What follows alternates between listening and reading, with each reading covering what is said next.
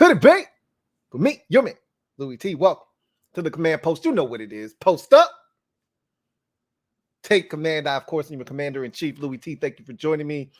We've got a great show lined up for you tonight. It is the final command post live prior to the 2023 NFL draft. Now, we may get one in next Wednesday. I got to see Grizzlies playoff basketball probably going to be taking place next Wednesday night. So highly unlikely that I'm able to do a live stream unless it's after the Grizzlies game. I think that would be Wednesday would be game 5. Game 5 is going to be in Memphis, which means that game probably starts at 7:30, which means it'll probably be roughly 9:30 to 10, somewhere in that window, more closer to 10 o'clock. And thus, we could probably have a live stream after that. Anyway, we'll see as we get closer. I think I do want to have one more, like a pre-primer, so to speak, before we get to Thursday night and ultimately what Washington decides to do, which is largely what we're going to talk about tonight. I've gained a sense of clarity on what I think is going to happen at 16. Now, I will be upfront with you. I have absolutely no idea what they're going to do at 16. This is the first year of the Rivera era where I have absolutely zero clue as to what direction the team is going to go in. They've stumped me. Congratulations, you've got me. This is the first time, because in his first year here, let's see, who did they take? It was a no-brainer. It was Chase Young. We knew who the number 2 pick overall was going to be. It was no suspense. In his second year, I predicted Jamin Davis. I mocked us Jamin Davis. And they did the thing that I thought they were going to do. The military background. We desperately needed a linebacker. Rivera was and swooned the moment he found that the Jamin Davis came from a military background. Didn't hurt that he was a ridiculously gifted athlete and tore up his pro day, but nonetheless saw that one coming a mile away. Last year, I did not get the player right, but I got the position right, and I told you that we'd be trading back. So we knew what position we were going to take. All I was really hoping for is that it wasn't Drake London. And like I've said numerous times, the Falcons did us a huge solid and got us out of that predicament that we might have found ourselves in. Thus, this year, I can't even give you the position. It's that up in the air. Ron Rivera and Martin Mayhew had their final pre-draft presser today. We're going to react to what was said. It was 24 minutes long.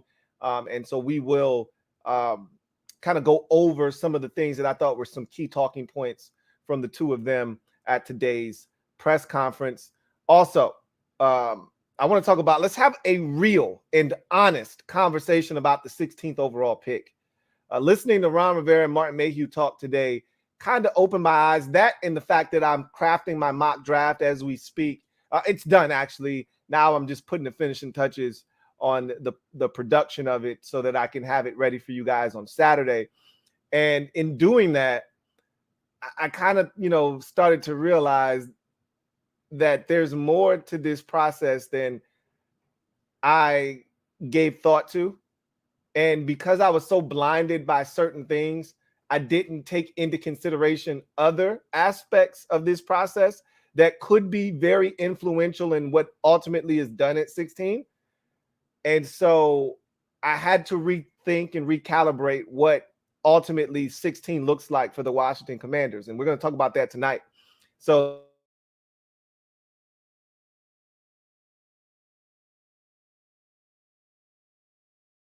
the draft. I mean, this is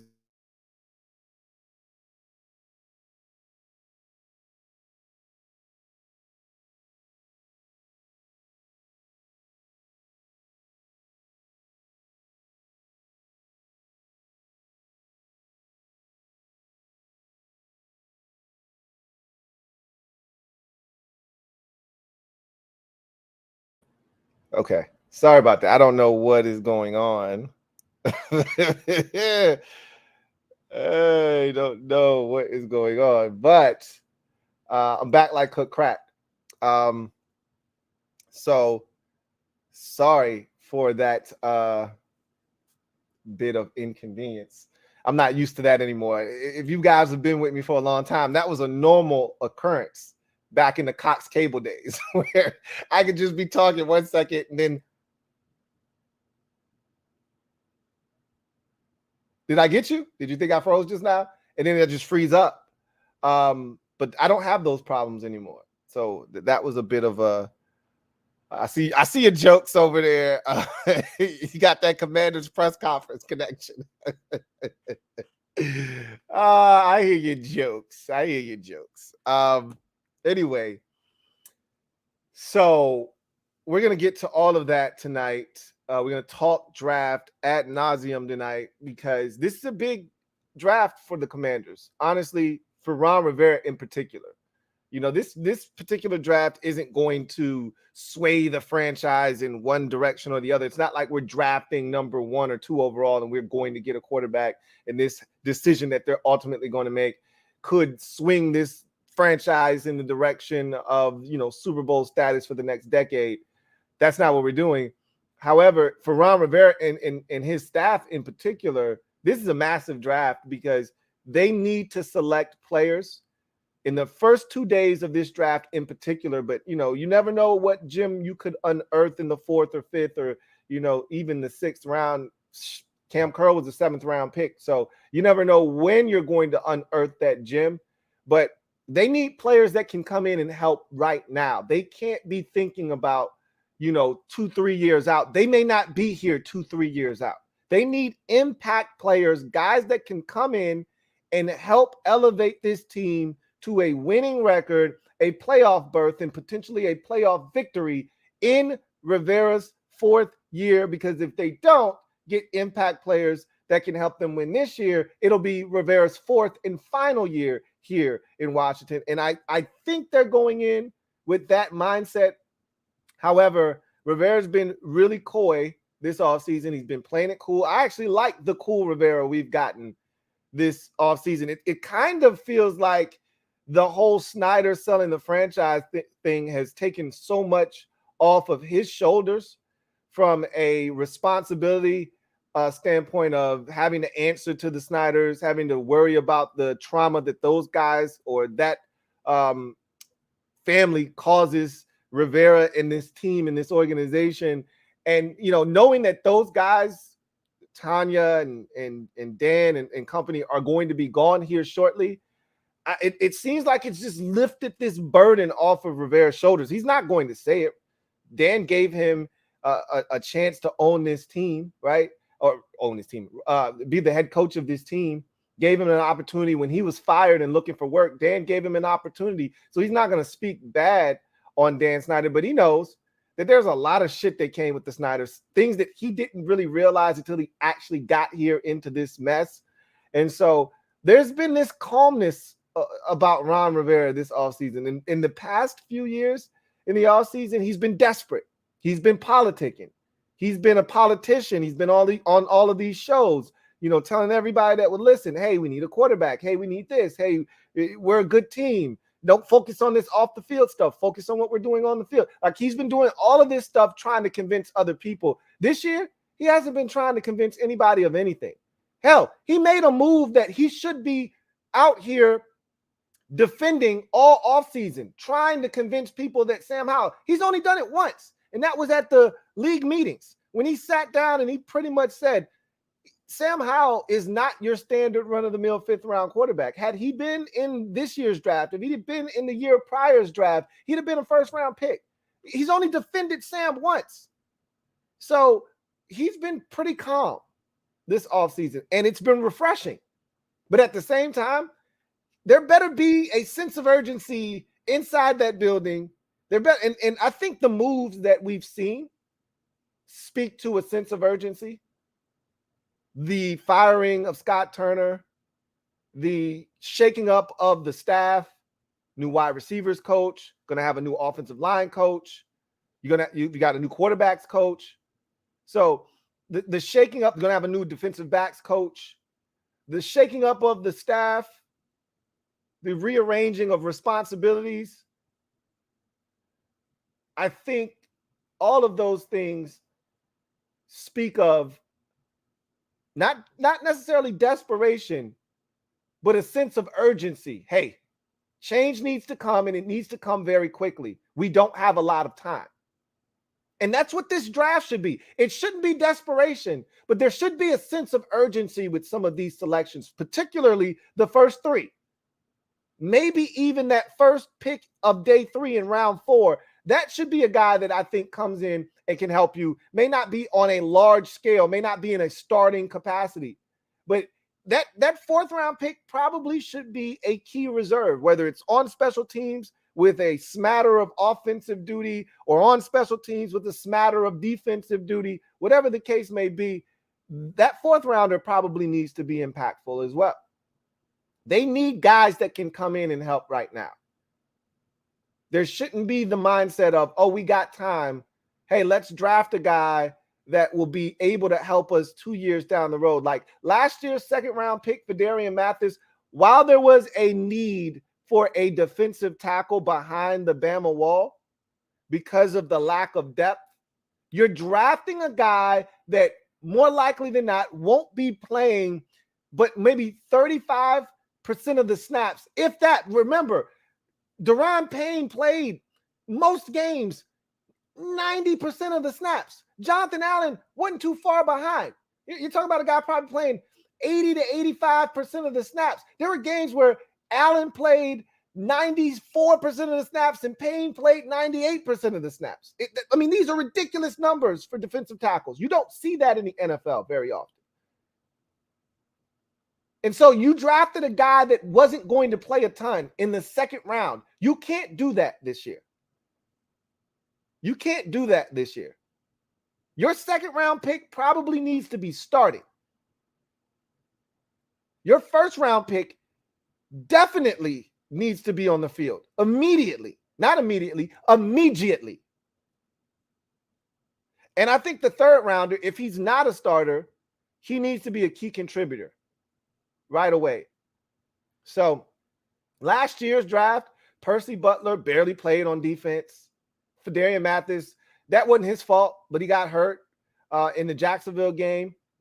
And so that's part of the reason why Daron Payne and Jonathan Allen had to play so many snaps. The depth behind them just wasn't that great.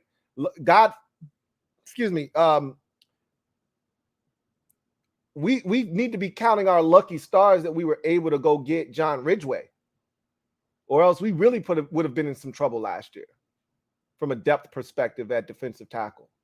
So we're going to talk about all of that tonight. But I want to start the show off, however, with a super chat that I omitted yesterday on my podcast on accident. And I said I would read it today and knock it out. And I don't want to forget. So I'm going to go ahead and knock out this super chat real quick. And this is from my guy, Red Wings 01. Thank you for the super chat. Greatly appreciate you, Red Wings 01. Thank you for being a member of the MOBB, who writes. So you mocked us, Darius Davis, which I like, but I also see mocks going bigger wide receiver late in the draft, like reuniting Antoine Green with Howe. So a name to watch for. So you're not wrong in that assessment, because I told you I kind of went back after doing my mock draft. It forced me to do more work, not just on all the teams in the 1st round, but specifically it forced me to reassess what was important for the Commanders, because when you're doing your own mock draft, you look at other mock drafts. I'm all over the place. I'm looking at all kinds of mock drafts from all over the place to kind of get ideas of what other people think may happen. I don't usually subscribe to a lot of them, but it doesn't hurt to get other opinions to see what people are thinking. Maybe they heard something from someone that they trust. For instance, Daniel Jeremiah, he does the broadcast games for the Los Angeles Chargers.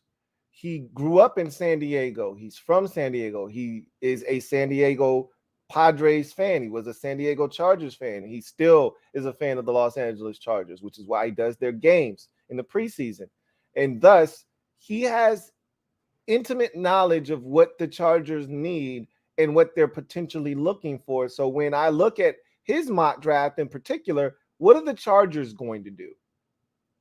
And I've heard that from Chargers fans. So it made a lot of sense what he mocked them. And it makes sense. And so those are the types of pieces of, mock drafts that I take, So in doing that, coupled with listening to Rivera and Martin Mayhew talk today, it got me to thinking about a couple of positions, and receiver is one of them. And Rivera has this thing, and I've talked about it in the past, for big wide receivers. And we don't have one. Marcus Kemp doesn't count. Sorry, not sorry. Marcus Kemp doesn't move the needle for me. And thus, I don't think he suffice for what they do, he doesn't fill the Cam Sims role as a receiver. He hasn't proven that in the league that he can be what Cam Sims was back in 2020. So I don't know if they are satisfied with just Marcus Kemp as the one guy with any type of size on this roster, which leads me to believe that, because what frustrates me sometimes with this group here is that they will ignore obvious needs because they think we're fine. We're overreacting. It's not as bad as we think. And so a great example of that is linebacker, right? We've been talking about needing a linebacker for a very long time. They didn't draft one last year. I've said that I don't think they're going to draft one this year. I'd be surprised if they took a linebacker in this draft. I'm being brutally honest. Unless a guy falls in their lap that they absolutely love, I wouldn't be shocked if they didn't draft a linebacker again. Like, there's a level of arrogance there where they just think, so this is one aspect of that. We don't play a lot of linebackers. Okay, with the way we play defense, 2 linebackers are on the field at most. The only time you have more than that on the field is when you get into goal line situations. All right, when you're putting all your big guys on the field and you probably got 3 or 4 linebackers on the field in that goal line package. Outside of that, we're not really putting linebackers on the field. We got 2 linebackers in our base defense because our base defense is essentially nickel. It's a 4-2-5. All right, that's our base defense. So we don't play a base 4-3. We don't play a base 3-4. So we don't really have as big a need as most teams around the league do at linebacker, because we have the Buffalo nickel. That guy acts as the 3rd linebacker, but he's also versatile enough to drop over the slot, play nickel, also help in the run game. So he's like a 3rd linebacker.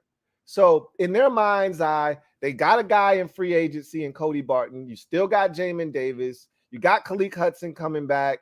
They brought back David Mayo. They're still rolling with some of the dudes that have been on the roster the last couple of years that they're going to continue to give opportunities to, like Milo Eifler. And so they may, in their mind, say, hey, we do want to add a linebacker, but it doesn't have to necessarily be a draft pick. It could be an undrafted guy. If a guy falls in our lap that we really, truly like, yeah, we'll take him, but we're not hunting a linebacker. I don't think they're going to hunt a punt returner. Like, in my mind, because we watched this team last year, we watched this team 2 years ago, and we saw what a difference a return man made with DeAndre Carter. And we said, that was nice. It was nice to have an opportunity on punts and kickoffs. Every single time they happened, there was a chance that this one could go. We went from feeling that way in 2021 to feeling absolutely hopeless in 2022 with Dax Milne back there. Not his fault. He didn't ask to be the punt returner. But that's what it ultimately ended up being. They put Antonio Gibson on kickoffs. He's solid. But I'd like a guy to just take that entire situation off the board and just handle those duties, both kickoffs and punt returns. One guy. And so I've made it my mission to make sure that they get one of those guys. And our missions may not align. They may see it as, we don't have to divulge anything to punt return. We'll bring some undrafted, receivers in here. We'll see what happens. See if somebody knocks our socks off. If not, maybe one of these young boys, that we have on the roster at corner, or, somebody Jahan might be able to go back there every now and then they may convince themselves. Dax did a fine job. He didn't fumble anything. He's fine back there. They may convince themselves of that. And in doing that, if that's the case, then I do think the receiver that they would covet is a bigger target. Rivera has always been a sucker for the big receiver. Okay. In Carolina, there was Kelvin Benjamin that they drafted in the first round. They drafted Devin Funchess, in the second round, I believe it was, out of Michigan, another big wide receiver when he was in Carolina. He likes big receivers. Always has. I think he always will like the bigger receiver. We don't have any here. It's actually been the opposite here. It's been Terry. It's Curtis. Now it's Jahan, right? Diami was a guy they selected in the third round in 2021. And so the only big receiver that they took here didn't work back in 2020, which was Antonio Gandy Golden. They haven't gone back to the big receiver well again. I think Ron's ready to take another shot at that. And the guy that I want you guys to take a look at, I'm trying to find my notes so I can give you his name, because I think this is a dude that I think they like, and he's a late round wide receiver that tested really well, very raw, but can go up and get the football. And I think they're going to give him an opportunity if he's around late in the draft and there's not another player that knocks their socks off, that forces them to scrap that. Because, as you get later on in the draft, it becomes less about need and more about just talent. Like, is there a ridiculous talent that's sitting here that we didn't expect, i.e. Sam Howell? They didn't have any real purpose behind selecting quarterback in the 5th round last year. Like that wasn't a goal of theirs in day 3. Let's get a quarterback. That wasn't what they were looking. They weren't searching out the quarterback position. They looked up in the 5th round and said, what the hell is he doing here? We can't pass this up. We got to take him. If Sam Howell wasn't there, if Sam Howell got taken in the 3rd round with the rest of those quarterbacks, they wouldn't have taken a quarterback. They would have taken a different position. So I think this draft, when you get to the back end of the draft, this draft in particular, because we don't think it's a overly talented draft necessarily, you're looking for a diamond in the rough late in the draft. You're looking for height, weight, speed. You're looking for a guy that has, ridiculous measurables and talent and something you can mold. It may not, obviously, if the guy's there in the 6th, 7th round, he's an unfinished product. He's a guy with really rough around the edges. He's there for a reason, but there's certain things you can't teach. And I think that's what they're going to be looking for. And I'm going to find him. Bryce Ford Wheaton out of West Virginia, bigger target. I think he's 6'4". I'm going to look him up real quick, because I was told by someone that I trust that that's a guy that I should take a look at late round for Washington.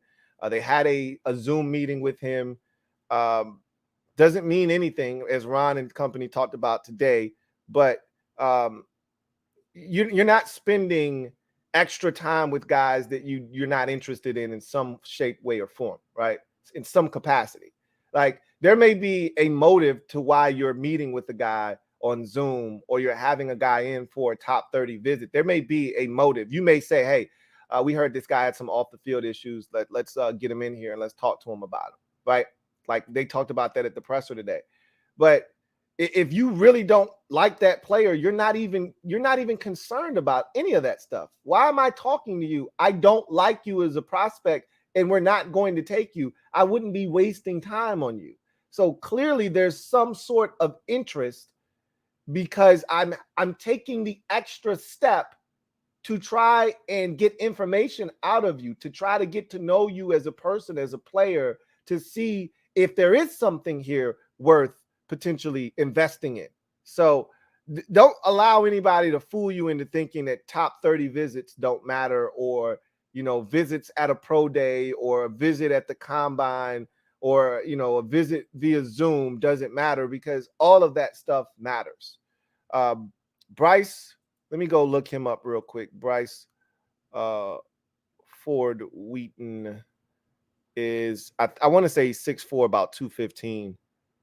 Bryce Ford Wheaton is 6'4", 221, ran a 4.38 40, 41-inch vert. So, I mean, the numbers here, 33.5-inch arms. The numbers are off the charts for this guy. Just extremely raw. He doesn't run a ton of routes. We've seen this guy in college a million times, right? The big physical receiver that underachieves. When you look at his raw athleticism, he should be a much better player than what he ultimately ended up being. Not an extensive route tree, not a guy that runs precise routes, doesn't separate all that great despite being a high-speed guy. But sometimes speed can be very misleading, because you see 4.38, you're thinking, oh, he should be able to separate. But separation doesn't come from speed, it comes from quickness. Okay. And so you can be a straight line speed guy. Like DK Metcalf isn't, you know, a prime separator underneath, because DK Metcalf isn't shifty. Okay. You give DK Metcalf a runway, you give him 5 to 7 yards of runway to build up speed. Good luck keeping up with him. He'll cook your ass. Same thing can be said here for Bryce Ford Wheaton. So this is a guy that I think you should be keeping an eye on late in the draft, as someone that Washington may divulge a pick to.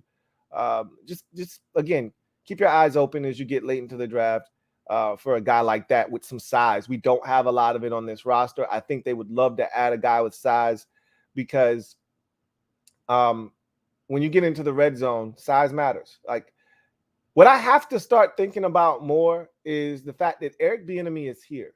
And it dawned on me, and I really had an epiphany yesterday, that Eric Bieniemy is here and his input matters. It matters.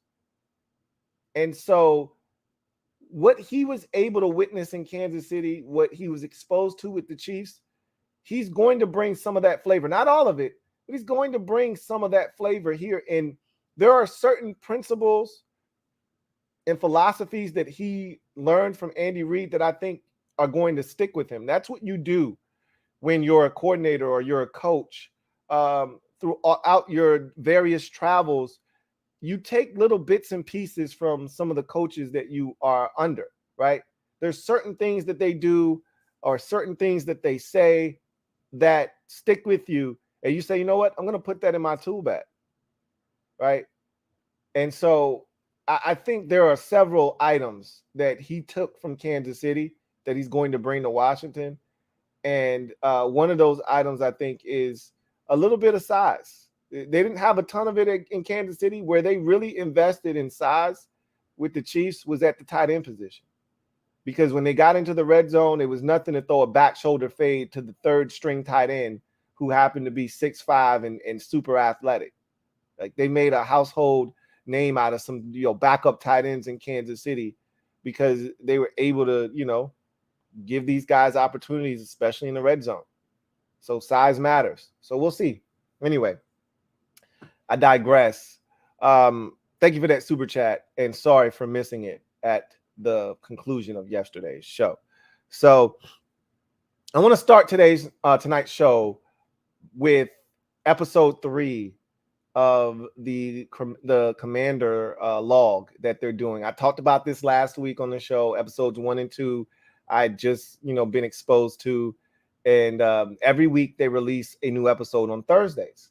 I'm not sure if there's going to be another episode or not, because the first 2 episodes, they previewed the next episode at the end of the episode. So after the first episode, they previewed the second episode, which was going to be Deron Payne signing his deal and Eric Bieniemy being introduced as the head coach.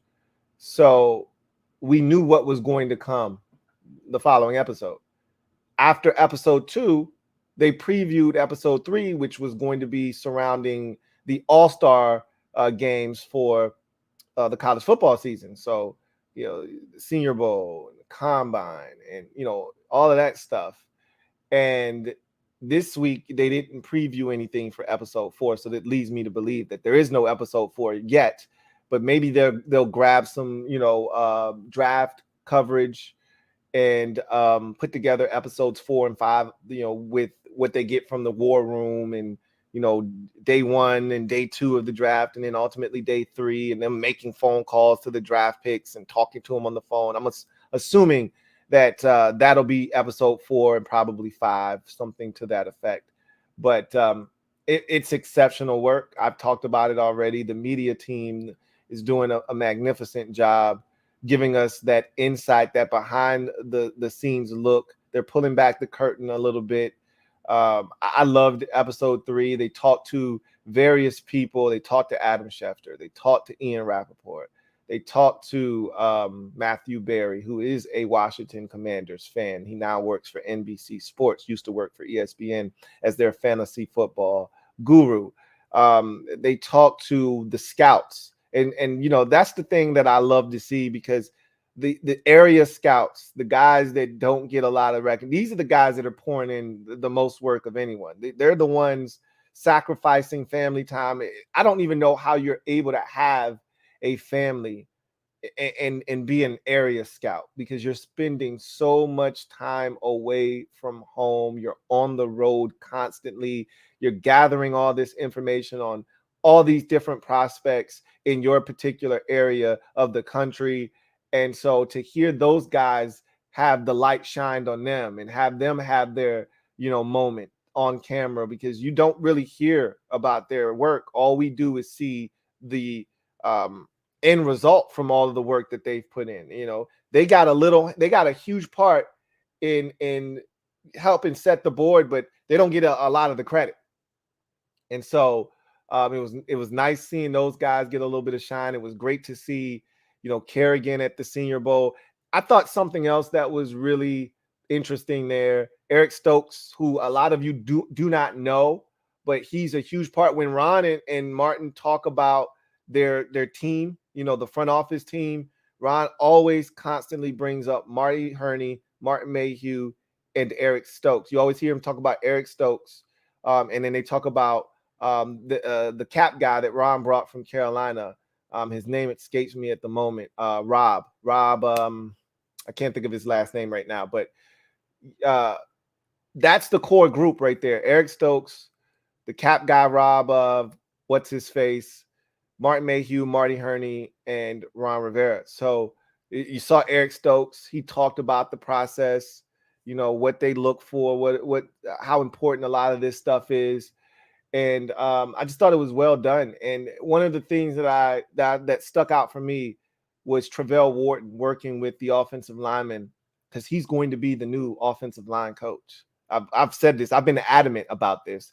The reason that we haven't heard much about it, Ron already kind of just throwaway line-ish, kind of nonchalantly was like, yeah, we already got to do it for that. We're going to go ahead and promote from within. So we're not even really, too concerned with that. We just haven't made the announcement yet. I still don't know what they're waiting on, what is the delay, but I think Travell Wharton is ultimately the guy. And this is why this stuff matters, because don't think for 1 second Travell Wharton coaching those offensive linemen at the Senior Bowl doesn't play a huge part in a decision that ultimately can be made on one of these offensive linemen that they take in the draft, because Travell can say, hey, I spent the week with this kid.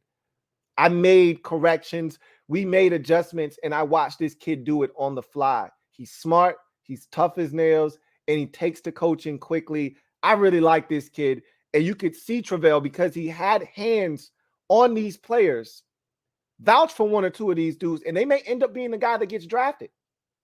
You can have, a scout here, or you can have the GM over here saying, hey, I like this guy. And Wharton may be the ultimate, person that sways the conversation one way or the other.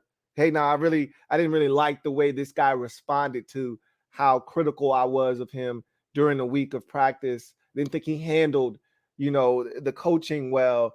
I don't really like his temperament. I think we should go in a different direction. So these are the types of conversations that happen, and it's always nice to kind of get behind the scenes, so to speak. So episode 3 was fantastic. You also saw Jennifer King working with the running backs. That was fun as well. And so I'm looking forward to more of that. I don't think we'll get a episode next week. Clearly, the draft is next week, which is probably why they didn't preview anything. I don't think they have any more material personally. All of the big events of the offseason have pretty much been documented already in the first 3 episodes. So I think being that next Thursday is the draft, they're not putting out an episode for that. But I think they'll have a lot more material to put out an episode after the draft, being that they'll be following them around, all day during the leading up to the draft and in the war room and all of that stuff. They gave us some depth behind the curtains access last year to the draft, which a lot of you freaked out because GM Martin Mayhew wanted Kenyon Green and Marty Herney and Ron Rivera were like, no, we got to take the receiver, dude. What are you talking about? No.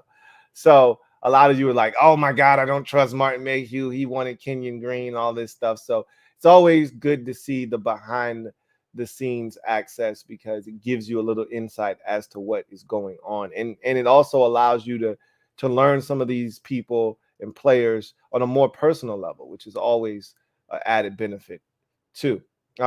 Last thing too, with that episode, my guy, Joe Rockhead, reminded me because I forgot about the episode. It was funny. I was fiended up on Tuesday night, like, damn, I can't wait till Thursday when they release that new episode of the Commander log, and I forgot about it by the time Thursday hit.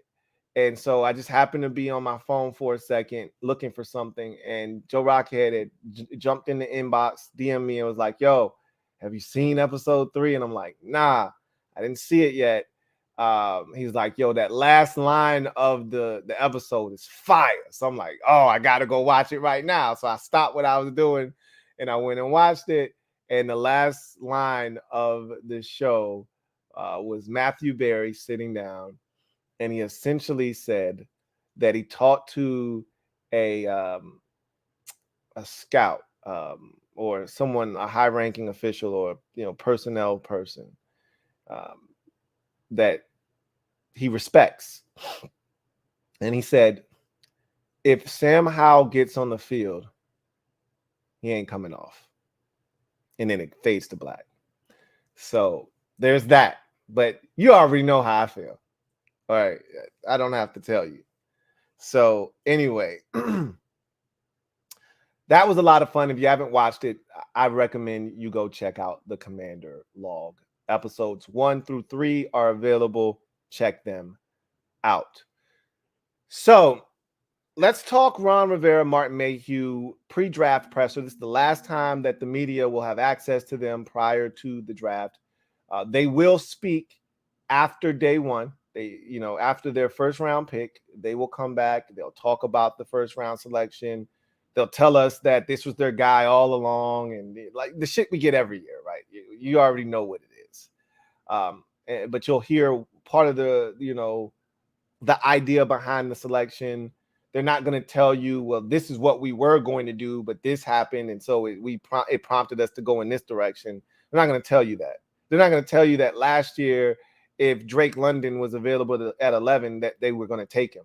No, they're going to tell you Jahan was our guy the entire time. No, he wasn't. Okay, I have intel on that. No, he wasn't your guy the entire time. Because your guy wasn't there, you had a plan B and C, and Jahan Dotson was a great backup plan. And that backup plan included moving back because you knew Dotson should. There was no guarantee because there was a run on receivers right around, 8, starting with Drake London, 10, 11, and 12 were all receivers. So you had 4 receivers go in the span of 5 picks from 8 to 12. So there was no guarantee that Jahan Dotson was going to be there, but they rolled the dice understanding that the likelihood that Dotson, because remember, we went through that whole entire exercise last year. How many times did we bring up Jahan Dotson's name? 0. None of us brought up Jahan Dotson's name as a potential selection at 11 because he wasn't a guy that you looked at as the 11th pick in the draft. You move back to 16, and with the top 4 receivers, I had him as my 4th receiver in the draft. But then I didn't love Drake London. So that's why 5, he ended up being the 5th receiver. I wasn't a massive Drake London fan. I was more of a Jahan Dotson guy. Jahan was my 4th rated receiver last year, and he was the 5th receiver taken in the draft. So it made sense, but we weren't talking about that. So it's always funny how we compose these narratives in our head, and then we pound those narratives over and over again. The narrative this year is got to get a tight end at 16, got to take Dalton Kincaid at 16, got to get a tight end at 16, got to get Bijan Robinson. That's the narrative that people are pounding over and over and over again. Got to get a tight end, got to get a running back. If Bijan falls, Bijan Robinson, that's not falling to 16. He's not getting drafted until in the 20s, okay?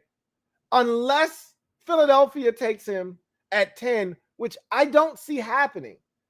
I don't see any team deciding that Bijan Robinson, for all of this hoopla surrounding him, people hyping him up, I've already told you who he is as a player in the league, and that's not a knock on him. It's a knock on this narrative that this guy is a generational talent.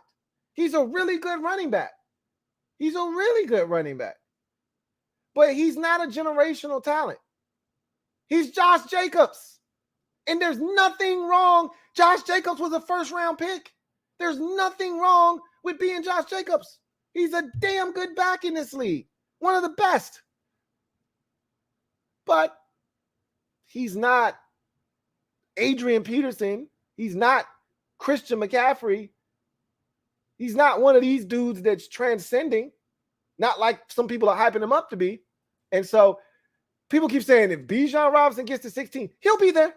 Trust me, Bijan Robinson will be there at 16. And they're not going to take him. Okay? We'll have, like I said, we'll have a candid conversation about 16 a little bit later on in the show. But listening to Rivera and Mayhew talk about the process and what goes into it. I think the thing that they spoke of today that fascinated me the most was when they talked about the top 30 visits that they conduct and how they do it for various reasons, which we've talked about in the past. You know, it wasn't an earth-shattering answer. It didn't blow anybody's mind. But Rivera went out of his way to say, and we didn't have a top 30 visit with Jahan last year. So what he's essentially trying to get at is that you can't deduce a ton. And I've already said, they're not going to go out of their way to show their hand. Most teams, some teams don't care if you're paying attention or not. They're going to do their due diligence on a player that they truly love because they want to be sure. Because if you're drafting in a certain area of the draft, you don't have to worry about, is somebody going to take my guy? If I'm drafting at 4, if I'm drafting at 7, more likely than not, I'm going to get my guy, you know? And like Rivera said, another thing that Rivera said that stuck out was the mindset of once we get within 5 picks of our selection, that's when we start setting up our board and start to decide, all right, here's the list of guys we want. Here's the order of the list of guys that we want. And one of these 5 players will definitely be available at the time of our selection. So I thought that was interesting, you know, but him talking about the top 30 visits and, you know, Mayhew going into, you know, the various reasons why they may have it. Hey, we might have some off the field issues that we need answering to. We want to test this guy on the whiteboard, kind of figure out where his football intellect is. You know, we want to get to know this guy. There's a number of different reasons. I've already laid those out for you. But, you know, I said this at the top of the show. If there isn't interest in that player, you're not having him into your facility for a top 30 visit, for an official visit. You're not taking him to dinner. You're not spending a day with him if there isn't genuine interest. Whether that's as a undrafted guy that, hey, if you don't get drafted, we'd love to have you in Washington. Whether that's the conversation or not remains to be seen. But at the end of the day, there has to be a level of interest. And I've already said that a lot of times the guys that you bring in for your official 30, you're not going to draft those guys. You may get one or two of those guys. They brought Cole Turner in for an official visit last year. They drafted Cole Turner last year. Like, there are going to be times where everything aligns. Because guess what? There are 31 other teams that have agendas, that are looking to add talent to their team. They're just as interested in a player as you are. So you may have said, just like I told you last year, they were going to take the Davis Price kid from LSU. That was the kid. They had an official visit with him. They loved him. I got intel that said that was the pick. And then the 49ers snatched him up in the 3rd round, and they said, okay, cool, we got a backup plan. We'll take Brian Robinson out of Alabama. There was a backup plan in place, but they wanted Davis Price. And he was gone. So, you know, Rivera went out of his way to say, hey, can't really put too much stock into the, the official 30 because we didn't spend one on Jahan last year. You're not going to spend, you only have 30 guys you can meet with. And if you're sure about a prospect, you've talked to enough people, you've talked to the kid on a number of occasions, his pro day, the combine, and you've got a good sense for him, you don't need to bring him into your building. If there's no red flags, there's nothing, he's checked all the boxes for you already, the film speaks for itself, you don't need to speak to him anymore. You got what you need. You're comfortable.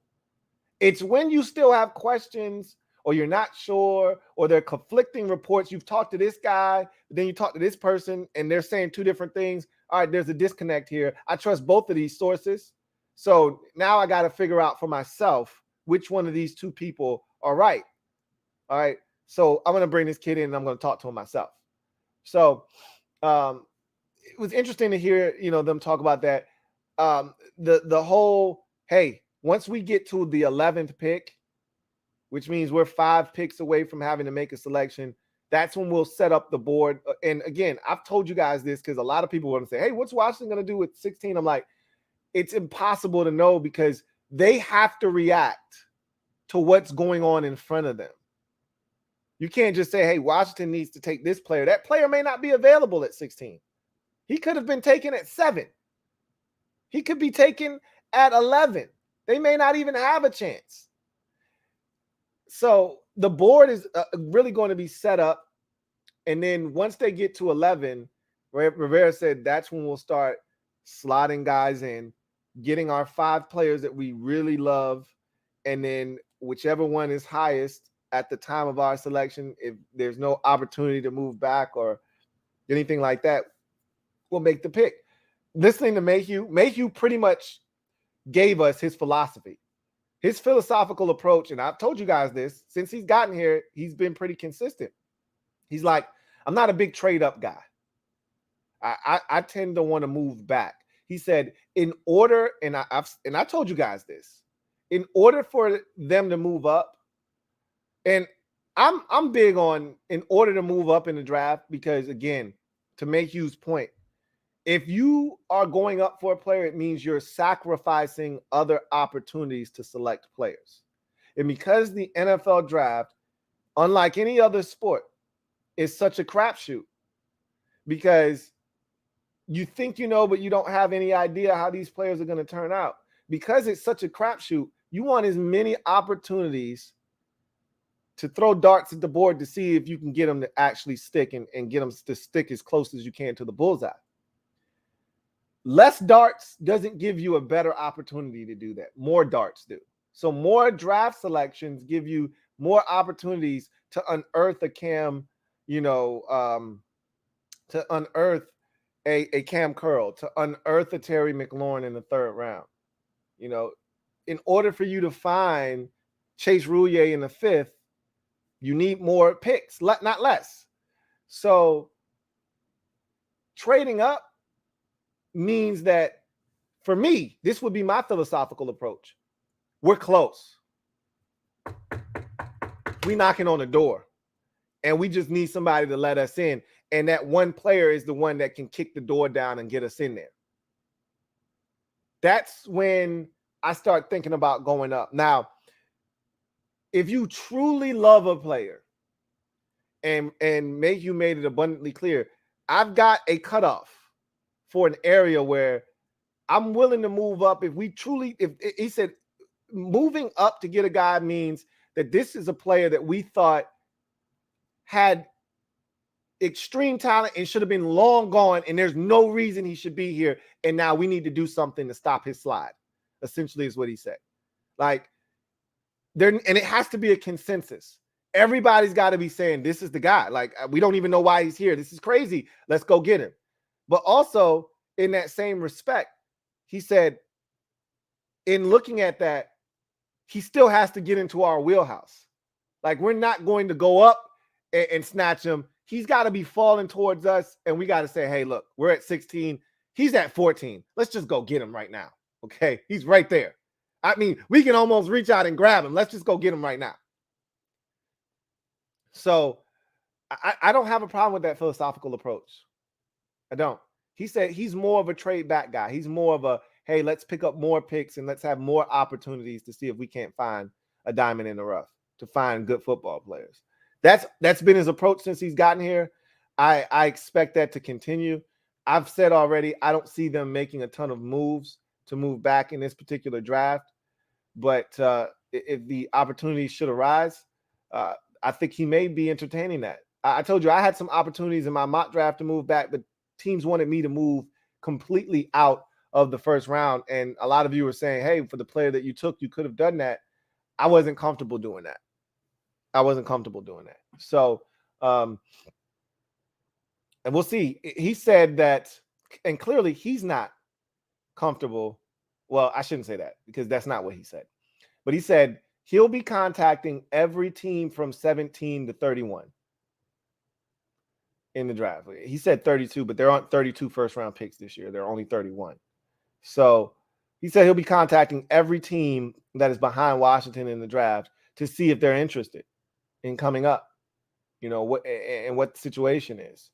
So he'll be reaching out at some point next week to find out and gauge what the interest level is for these teams, and to see if there's a situation where if this guy falls or if this situation plays itself out, hey, we'd be interested in coming up to 16. So all avenues are open for Washington. And again, another fascinating piece of information and insight from Martin Mayhew during the presser. There was a question that was asked at the very end of their presser that I couldn't hear the question, but the response to it was very interesting. I would have loved to have known. I probably need to grab the transcript from the presser because their response, particularly Martin Mayhew's response to that, was interesting, but I don't know what the question was, so it's hard for me to interpret what that answer really means. But it's going to be fun. It's going to be a fun, weekend, specifically the first 2 days of the draft, to see what Washington does, because those are the 3 players in particular, barring some kind of a trade that puts them in a position to select more than 3 players or less than 3 players in the first 2 days of the draft. Those are the guys that I'm really looking at and counting on to be impactful as rookies. Day 3 selections, not so much. I mean, look at the day 3 selections from last year, and outside of Brian Robinson, none of them were massive contributors a season ago. So I'll make sure I'm not forgetting anybody. Cole Turner, Sam Howell. Would they take in the 7th round? They took Now the corner in the 7th round,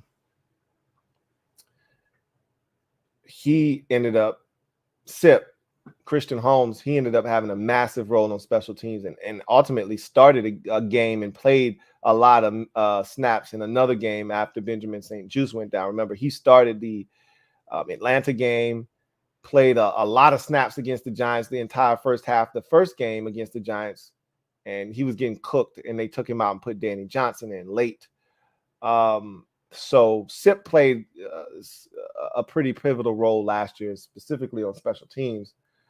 We didn't see really much of Chris Paul until week 18. So yeah, day 3 last year really didn't produce much, but Brian Robinson Jr. And am I tripping? Was he a 3rd or a 4th round pick? Brian Robinson Jr. was a 3rd round pick, so I'm tripping. He wasn't even a day 3 pick last year. I'm tripping. Percy Butler was our first day 3 pick last year in the 4th round, if I'm not mistaken. So our 4th round, our day 3 guys last year really didn't, and Percy was a special teams guy, much like Sip was. But, Cole Turner and Sam Howell were, the jewel, if you will, of day 3, the jewels, supposedly, of day 3, and neither one of those dudes had a massive impact last year. So I'm looking for, days 1 and 2 to be the impact players. Last year we took Fedarian Mathis in the 2nd round, we took Brian Robinson Jr. in the 3rd round, and we took Jahan Dotson, and 2 out of the 3 dudes were massive players for us last year, big impact players. Jahan would have been an even bigger impact had he not gotten injured. But remember, when Jahan got hurt, he was one of the, not team leaders, he was one of the league leaders in touchdown receptions. And when he came back from the injury, he missed about 7 games.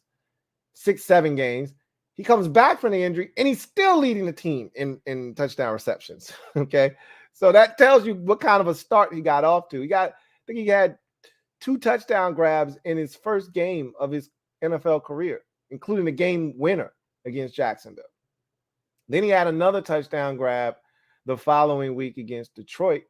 So he had 3 in his first 2 games last year. Then he had the touchdown grab against Dallas on probably Carson Wentz's best throw of the season, that little corner route he threw against Dallas, and that's the same game Jahan got hurt in, and that was his 4th touchdown grab, and he had 4 touchdowns in his first 4 games of his career. So he was impactful last year as well. That's what we're going to need. That's what I'm looking for. That's what we need. And we're hoping to get more out of our 2nd round of this year. We know the 2nd round has been a house of horrors for us. I don't know why we can't find a way to get right in the 2nd round. But it's just, I'm hoping that this Daniel Snyder curse lifts whatever bad juju we have in the 2nd round. I'm tracing it back to Dan, and I'm telling the football guys to release us from this 2nd round spell that you've put on us. Fedarian Mathis tears his ACL. Sam Cosmi can't stay healthy to save his life. I mean, if you keep going back, Darius Geis in the 2nd round, Sua Cravens in the 2nd round. Do I have to? Because I can keep going. All these 2nd rounders that have failed for this team, we need a break in the 2nd round. We need to catch a break, man. So hopefully this is the year we can do it. But I digress. So it was interesting listening to them talk, but now the talking period for them is over. Now it's about action. And I'm all about that action, boss, as a wise man once told me. So let's have a candid conversation about 16. Let's have a real dialogue about 16, and then I want to get to your comments. So I'm spoiler alert, my mock draft for the 1st round will be released on Saturday, parts 1 and 2. And I don't have the Commanders taking the same player in my overall mock draft as I did the Washington mock draft, because after sitting down, and what that shows me is that I probably need to do my overall mock draft first so that I can then put together a Washington mock draft. I did it backwards this year, and it was backwards because what it ultimately showed me is that there will be some players available that I didn't think were going to be available, but once you set the table, you see what's available, and now you can then, and then this is what I tell you guys all the time, you won't know what the selection will be until you see what's going on in front of you. I made a selection for the Washington Commanders in my Commanders 7-round mock draft without taking into consideration what was happening in front of them. Then when I did the full mock draft and I saw what transpired in front of them, I'm like, they're not going to take, Emmanuel Forbes with all of this still left on the board. Are you crazy? So, it's not the same pick. I can tell you that. But what I will say is, having crafted this mock draft, then listening to Ron Rivera and Martin Mayhew speak, and kind of looking at some variables that I didn't take into consideration, the biggest being Eric Bieniemy's presence and what influence he may have on personnel. Now, he's not a major decision maker. Don't fool yourself.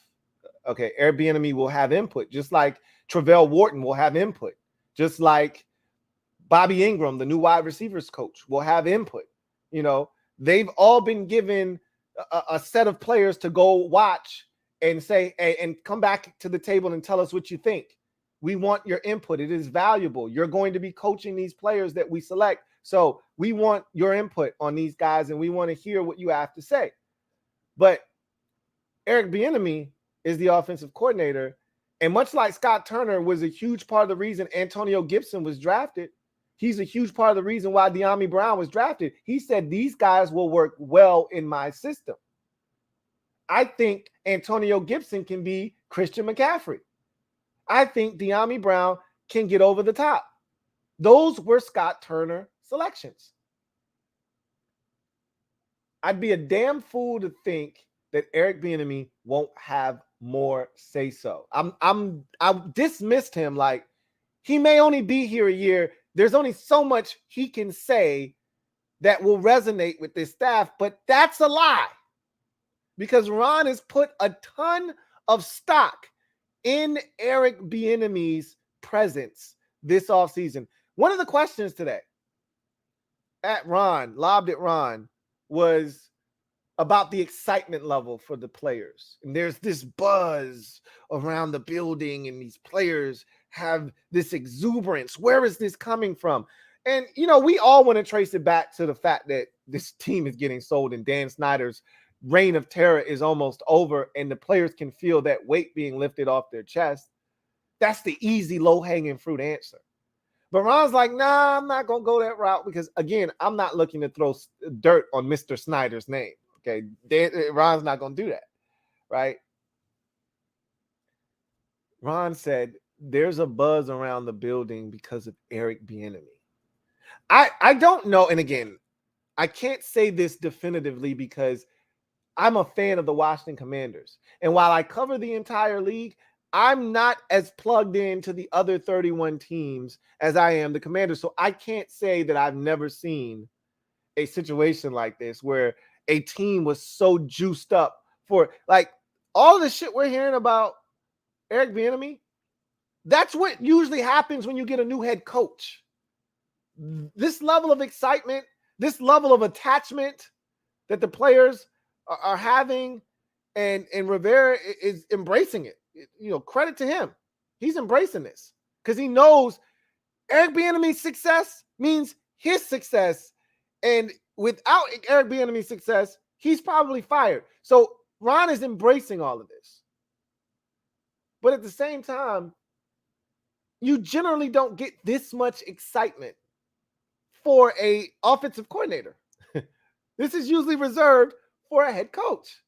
So it is very surprising to me, the response that we've seen for Eric Bieniemy. But in saying that, I have to then take into consideration that his input is massive. If they were listening to Scott Turner and selecting players based off of Scott Turner's preference, which we know they did. I just told you 2 of the players that they selected, and you could throw Cole Turner in there as well. That was a Scott Turner selection. Scott Turner loved Cole Turner. I'd be a damn fool to think that Eric Bieniemy is not going to come in here and have impact.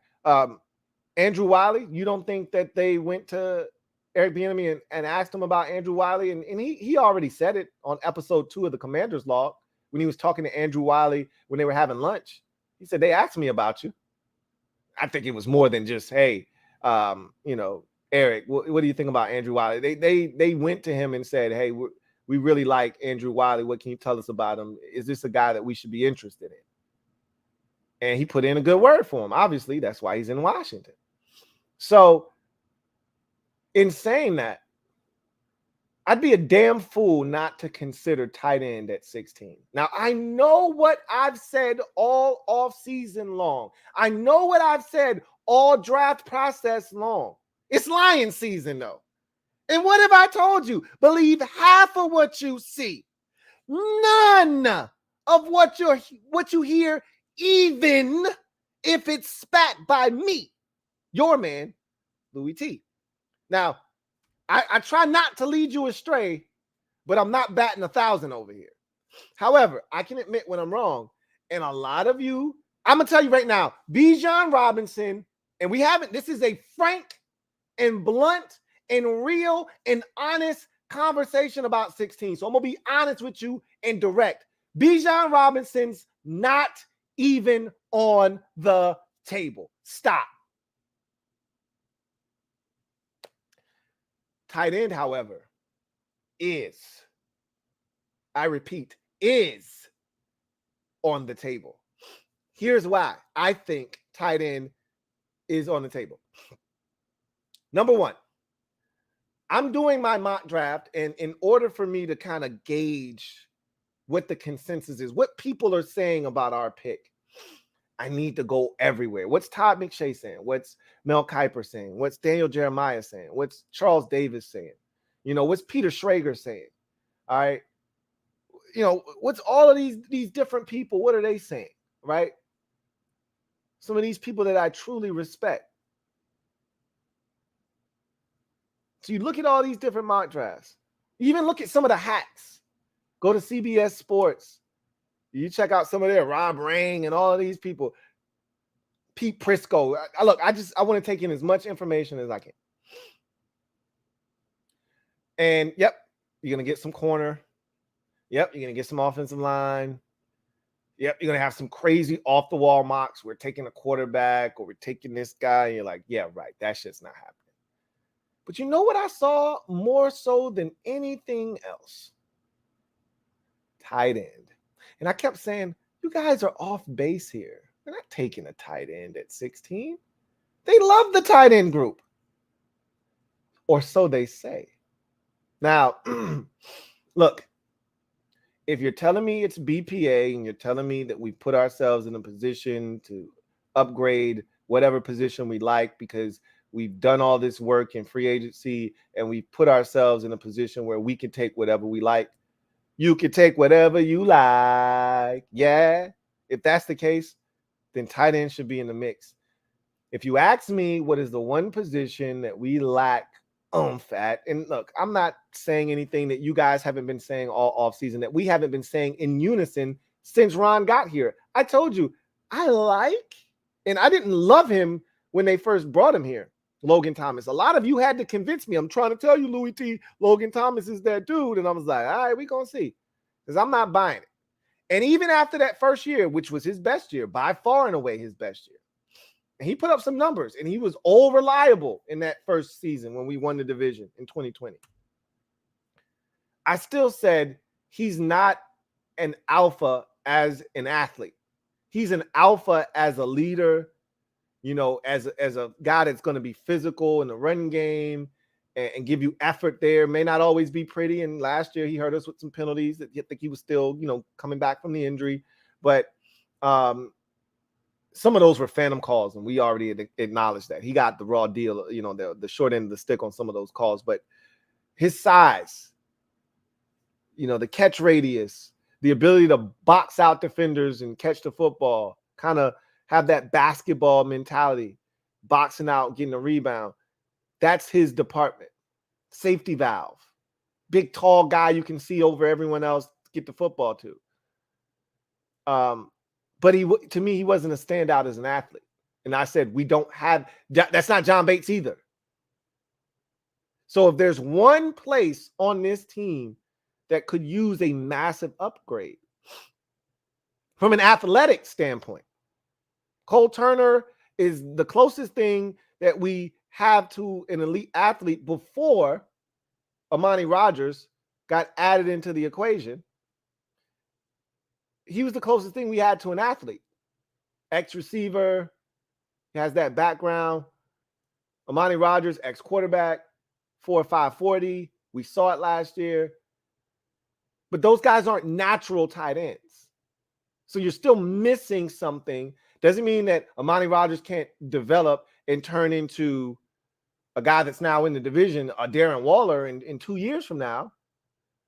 But everyone looks at the roster, and this is why I still think tight end isn't going to be the pick, because they really do like these tight ends. They really do like Cole Turner. They really do like Amani Rodgers. They really do want to see what Hodges can do.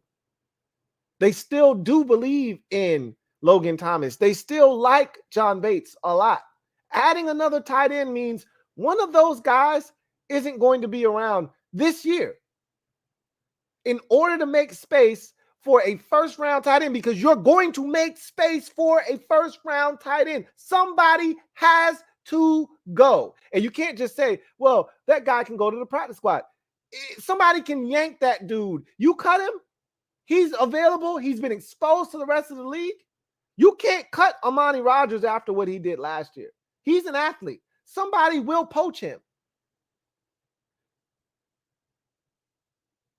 You might be able to cut Cole Turner and get him back if he doesn't have a big preseason. He didn't do anything last year. But I assure you, you cut Amani Rodgers, you don't get him back. They're not going to cut John Bates.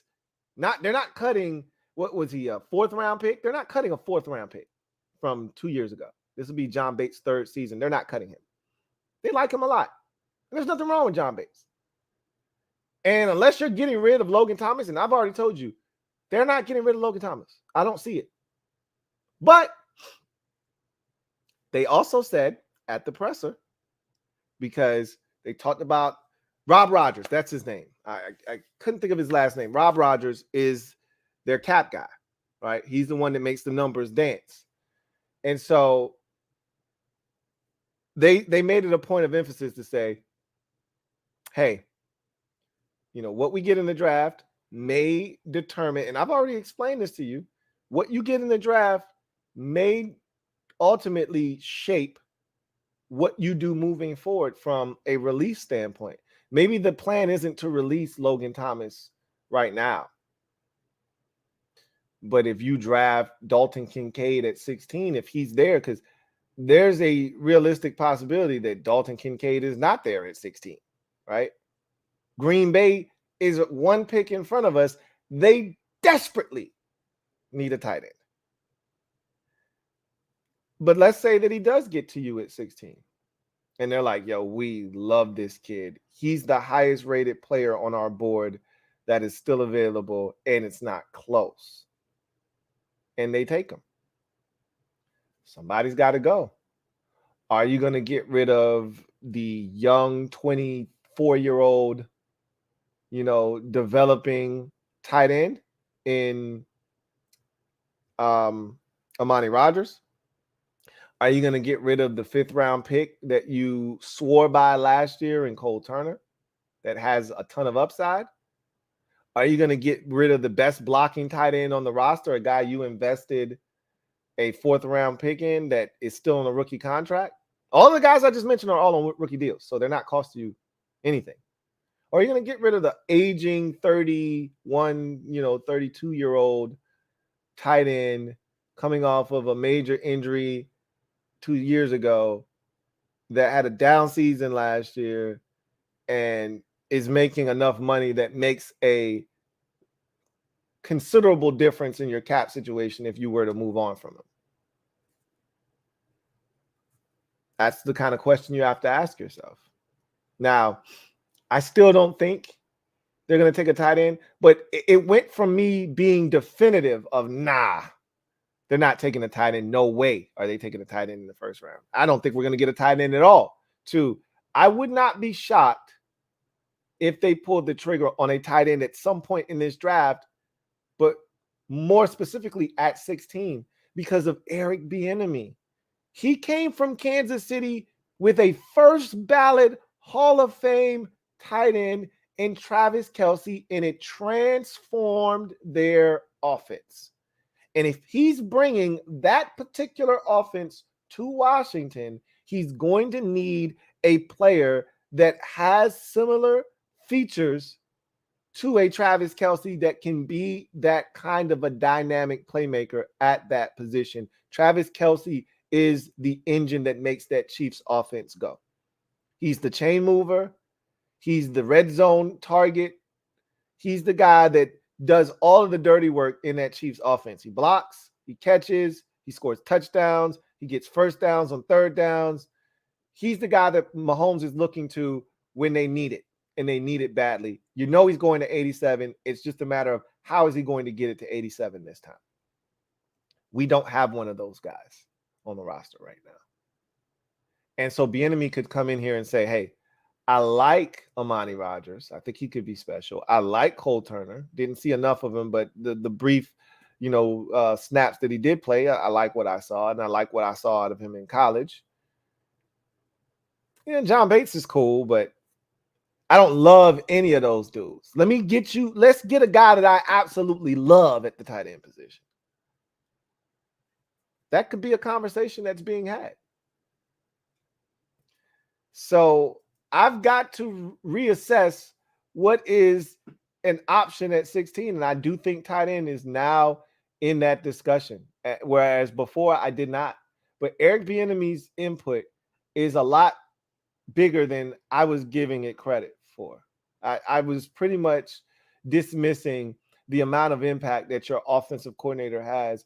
And I think it was because in my mind, I'm saying, how are you going to give a guy a voice, and a massive one at that, in a situation where he could be one and done? He could be bringing in a bunch of guys that fit his scheme, and then you're not running his scheme next year.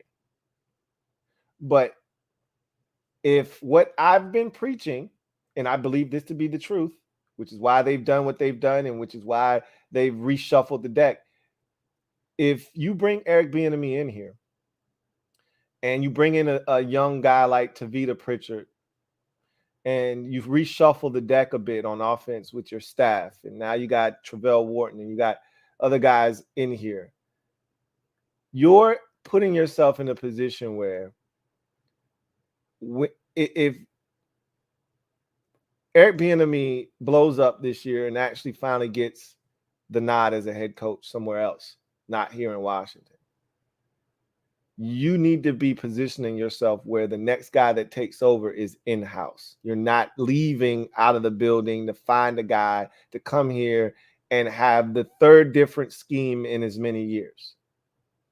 And I think that's kind of what they've put in place, which is why they're going to allow, Eric Bieniemy to pick some of the groceries, or at least be influential in some of the groceries and ingredients that they decide to add to the mix, because they think that if Bieniemy's here for, let's say he's here for 2 years and he gets the job, Tavita Pritchard should be ready to step up, be the next man up, and take the principles and the scheme that Eric Bieniemy put in place and continue to build off of that. That's what you hope, at least, if you've got a healthy situation. So tight end is in the mix. Corner is in the mix. Offensive line is definitely in the mix. I think it's those three positions in particular. I will not rule out defensive end. I think that's in the mix. Those are the four positions unequivocally that are above the rest in the first round for me with Washington, as far as 16. If you're looking for value, which a lot of you killed my 7-round mock for the lack of value in the first round. I admit it during the mock draft. This is a bit of a reach. It's a bit of a reach. They're not going to reach for Emmanuel Forbes with all of the stuff that was on the table when I did my mock draft. It's just not going to happen. And so they're going to get a first-round talent. And I've told you this. A lot of people are saying there are not 25 first-round talents in this draft. There aren't. There may not even be 20. I remember early in the process, and these things can change, but I remember early in the process, Todd McShay and Mel Kiper, and this stuck with me, saying, McShay said at the combine, an NFC executive rolled up on him and said, bro, I saw your mock draft. How dare you have me selecting this guy? I talked to every other GM in the league, and they've got a consensus second-round grade on this guy, and you got me taking him in the first. And Todd McShay says, what do you want me to do? Stop my mock draft at 16? I only got 15 to 16 first-round grades on players. What do you want me to do? Stop my mock draft at 15 or 16? I got to fill out the rest of the picks. What do you want me to do? So in saying that, you're not going to reach for a guy if there's spillage, and there will be spillage because of all the quarterbacks that are going to go. There may not be 5 that go in front of Washington. There may not even be 4, maybe 3. But it's a definite 3 for sure. Last year, we had 0 quarterbacks go in front of Washington. Okay. So spillage wasn't going to be as likely last year. There's definitely going to be spillage this year. This is more like the 2021 draft where we had 5 quarterbacks go in the first, 15 picks? New England picked 15th that year, I believe, and got Mac Jones. That's what this draft feels like. You're going to have 4 or 5 quarterbacks go in the first, 10 to 11 picks or so. So, with that said, there will be spillage because 4 or 5 quarterbacks don't make up the top 15 to 20 prospects in this year's draft class. They don't. And then Hooker isn't a top, 30 prospect in this draft class, but he'll be a top 30 pick. Probably be more like a top 20 pick, more likely than not. So, again, there should be spillage, but no matter what happens, Washington has put themselves in a position to trade back, to make a selection, and I think that selection is going to be either a tight end. I have come around. I've had my come to Jesus moment. Tight end is definitely in the mix, and I'll take it a step further. I think there are only 2 guys that they'll consider at that pick at tight end. And I don't think Michael Mayer is one of them, or I don't think that's the guy that they would prefer, but I think he's the other guy. I think Dalton Kincaid and Michael Mayer are the 2 players. Like a lot of people are trying to sell everyone on Luke Musgrave. He's cool. He's talented. And I wouldn't be shocked if he went in the first round. I think he's more of a second-round pick personally. He competes as a blocker, but he's not a do-it-all. Like Michael Mayer isn't the best receiving tight end. He's not the best blocking tight end. He's the best combination of both in this draft, though. We know Darnell Washington is the best blocking tight end. We know Dalton Kincaid. For some, there are some people that think that Luke Musgrave is the best receiving tight end. I disagree. I think it's Dalton Kincaid. So I think the 2 guys that they consider are Kincaid and Mayer at 16. And so those 2 I think are in the mix. I think corner, obviously, I feel like you could include Deonte Banks in that mix,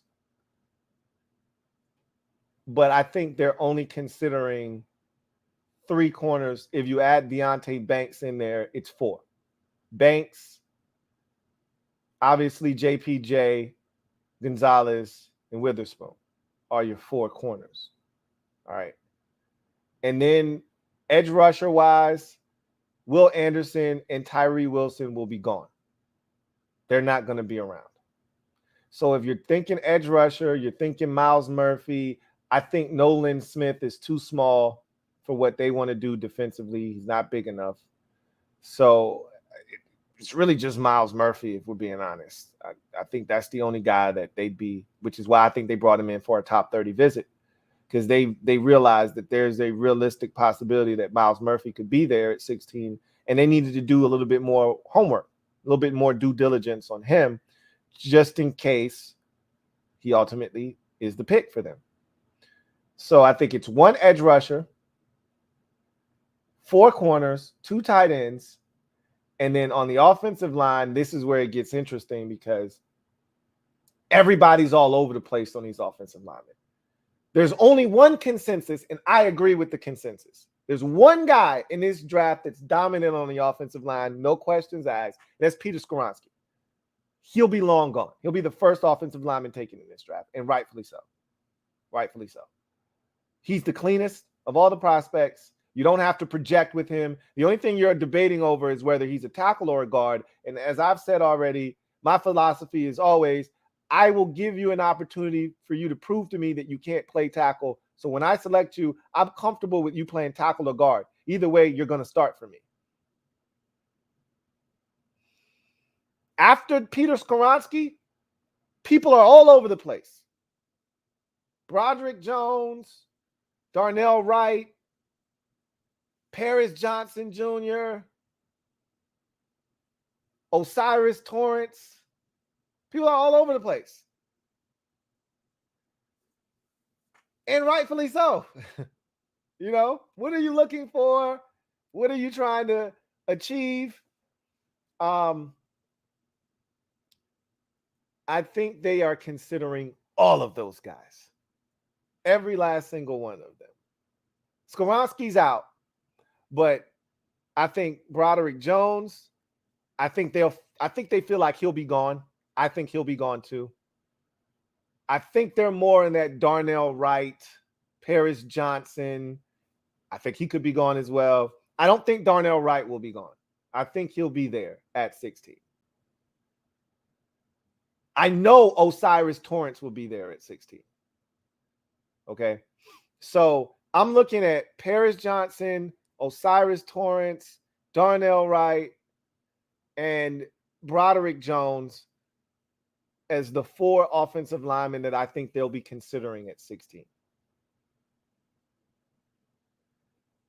So I've got 4 offensive linemen.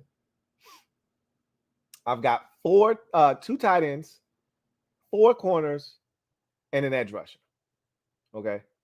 So 4 offensive linemen, 4 corners. That's 8 players, 2 tight ends, and one edge rusher. So that's 11 players at 16 that I think are in serious, conversation. I don't think Broderick Jones is their speed, more of their speed, but he could be. But I think he'll be gone off of upside, Broderick Jones. So I think it's more of Paris Johnson. I think it's more of Darnell Wright, and Osiris Torrance will definitely be there. No one's taking Osiris Torrance before 16. So those 3 really, if you want to narrow it down to 10 players, those are the 10 players I think they'll be considering at 16. And of those 10 players, realistically, probably anywhere from 6 to 8 of them will be available. When you think about it. Because I'm not going to give you my mock draft. I don't want to say too much, but let's just go with the assumption that 3 quarterbacks go. Will Anderson goes. That's 4. So 3 quarterbacks. Will Anderson. I'm going with 4. So I'm just going. Let's just go with 4 quarterbacks because I think 4 quarterbacks are going before Washington makes their selection at 16. So let's say 4 quarterbacks: Will Anderson, Tyree Wilson. That's 7, right? Witherspoon's probably gone, and or Gonzalez. I'm going to say both of them are gone. That's 8 players. Peter Skoronski is gone. That's 9. Okay.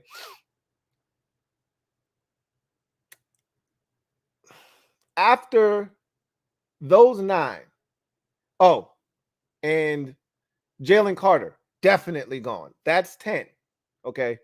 So 10 players right there that I feel like I feel confident in those 10 guys, they'll be gone.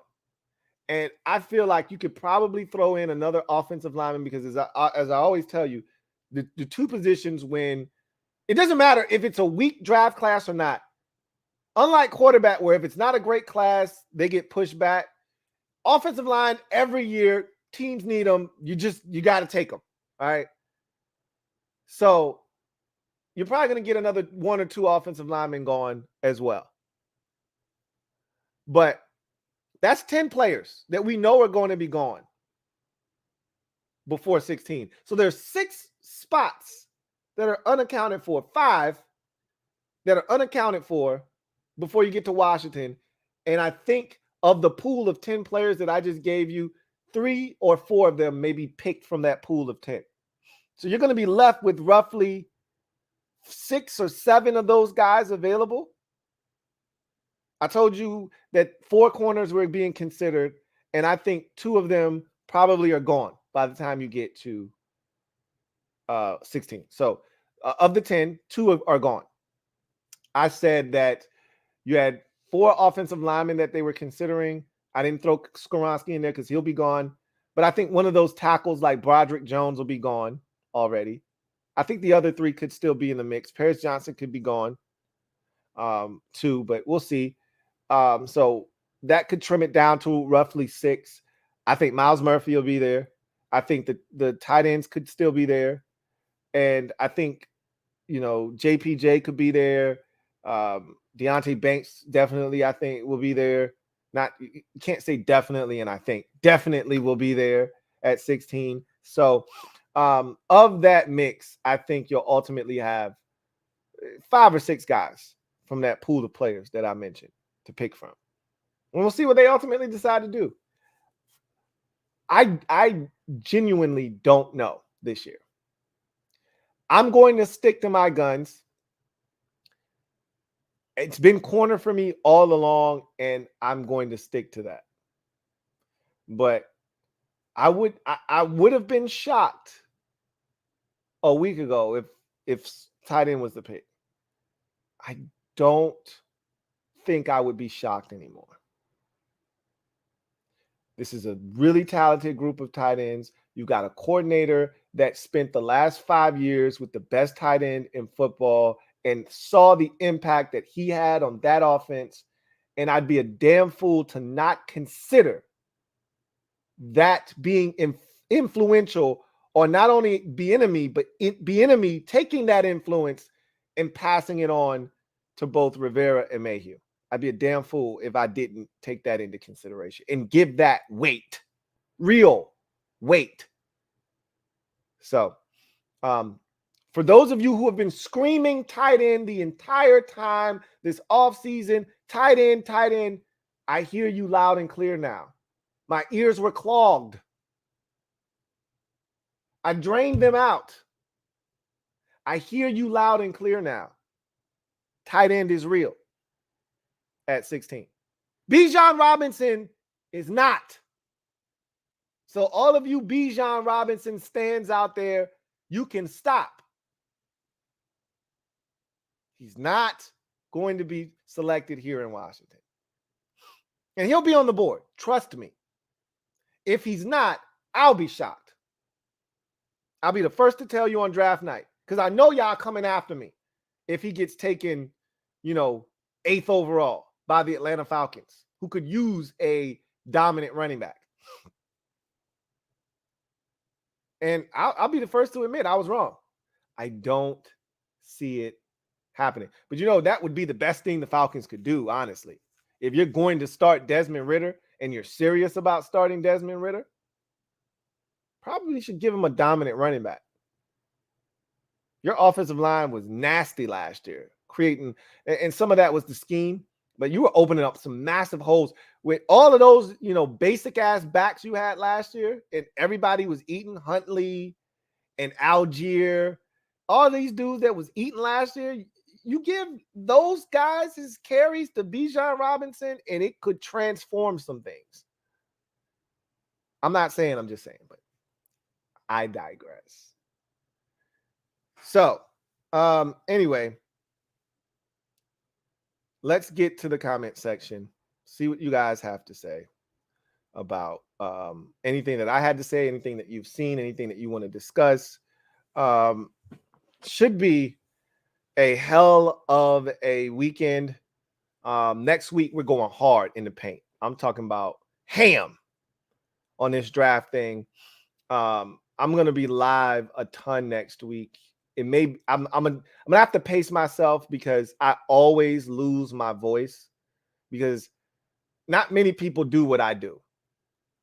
Not many people are manning a 6-7 hour show by themselves. That's usually a group effort. But that's what I do for 2 days in a row, essentially. Nothing trumps the first night of the draft. That's always the most fun. I'm usually lit by like pick 12. I'm already over here, eyes low, having a good time. I've been sipping on the wine. So y'all know how it goes. For those of you who haven't participated in the draft party here on the Louie T Network, it's a treat. I hope to see you guys here for the draft party. We'll be watching it live, all 31 picks. And then last year, I think we went for another 2 or 3 hours after the draft. There were people that went to sleep, woke up, and we were still, I think I got off of the stream last year at like going on 4 o'clock in the morning. People were going to sleep, waking up and like, yo, you still live? Like, yeah, we still here, man. I still had some wine. I was still cutting up. And so were a lot of y'all with me. So looking forward to doing it again. Bart Scott. Can't wait. Anyway, let's get to the comment section and see what you guys have to say. Mr. Pink, thank you for the super chat. Greatly appreciate you. Mr. Pink writes, sup, Mr. T, double E? Surprise, Kincaid at 16. Thoughts? I would love it, honestly. I mean, I haven't seen that kind of athleticism. It's like silky smooth athleticism. Like, I don't think he runs he's not running as fast as Evan Ingram, right? Like Evan Ingram ran like a 4.41, which is ridiculous for a tight end. Like he's not Vernon Davis, Evan Ingram fast. But Vernon Davis wasn't smooth. He was more robotic and mechanical. He was just straight line fast. Evan Ingram has some shiftiness. He's more smooth with his speed. But Dalton Kincaid, there's this subtleness to his ability to run routes. He separates. There's legitimate speed to threaten the seams of the defense. Really good hands. He competes as a blocker. He's not a great blocker by any stretch of the imagination, but he's no bitch. You know, he ain't soft. You ain't putting his dick in the dirt. So he can be better in that department, though. Don't get me wrong. But his ability to catch the football is ridiculous. He's a tremendous athlete.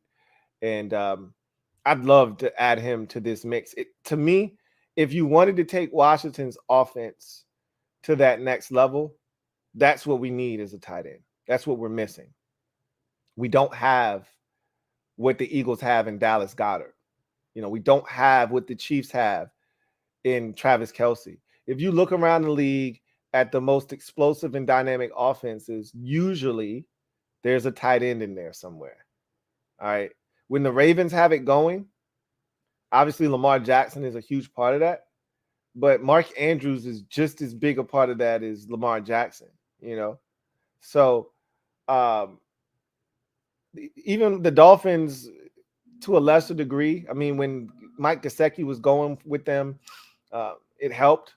But, you know, it's Tyreek Hill, it's Jalen Waddle. I mean, what else do I need to say? But I really, truly, I mean, the Bills and Dawson Knox, I love Dawson Knox. I love him coming out of Ole Miss. And I knew he would, you know, eventually turn into a damn good, you know, pass catching tight end. Took a little while, but he's that dude now in Buffalo. That's why they re-upped on Dawson Knox and gave him a contract.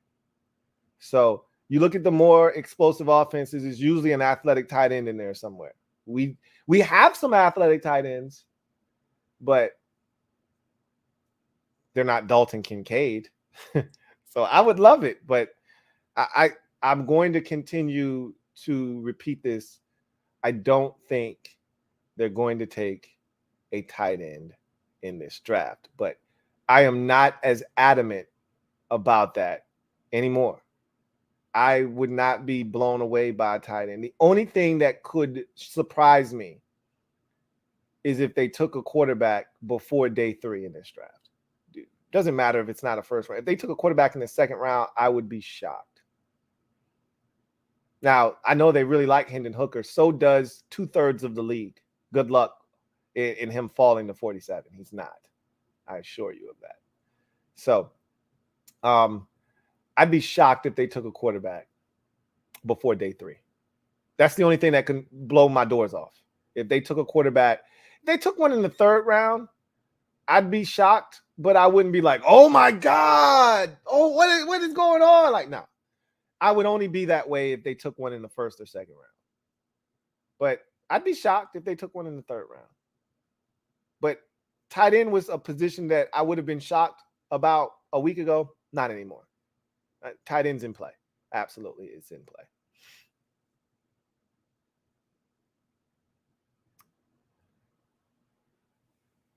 Nicholas Baudette, stand up. You are the newest member of the MOBB mob. Y'all know what to do. Show Nicholas some love. Welcome him with open arms. We look forward to chopping it up with you in the future. Nicholas Baudette, welcome to the squad. Glad to have you, Nick.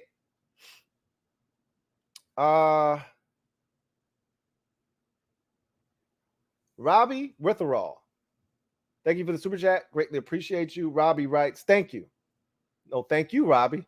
Thank you for the support. Thank you for watching. Thank you for your time, your energy, your resources. Again, time is the biggest resource that we have. It's the most important because you can't get that back. It's what I call a non-renewable resource. So you investing time in this channel, in the content, that means a lot to me. So thank you, Robbie, and everyone else out there.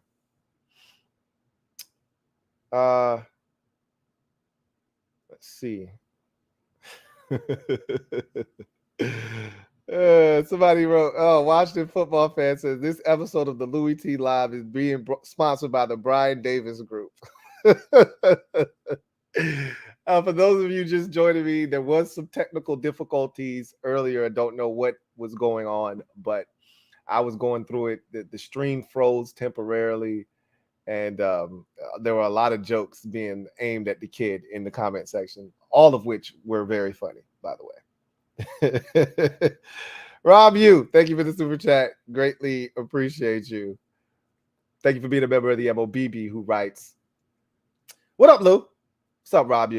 If Skoronski and Gonzalez are both there at 16, which one do you take? Oh, that's a good one. I would probably take Peter Skoronski because he's the equivalent to me of Brandon Sheriff. You plug him, you play him. He's a Pro Bowler for the next 4 to 5 years, all pro in one of those years, similar to Sheriff. I don't think we're in a position to turn that down.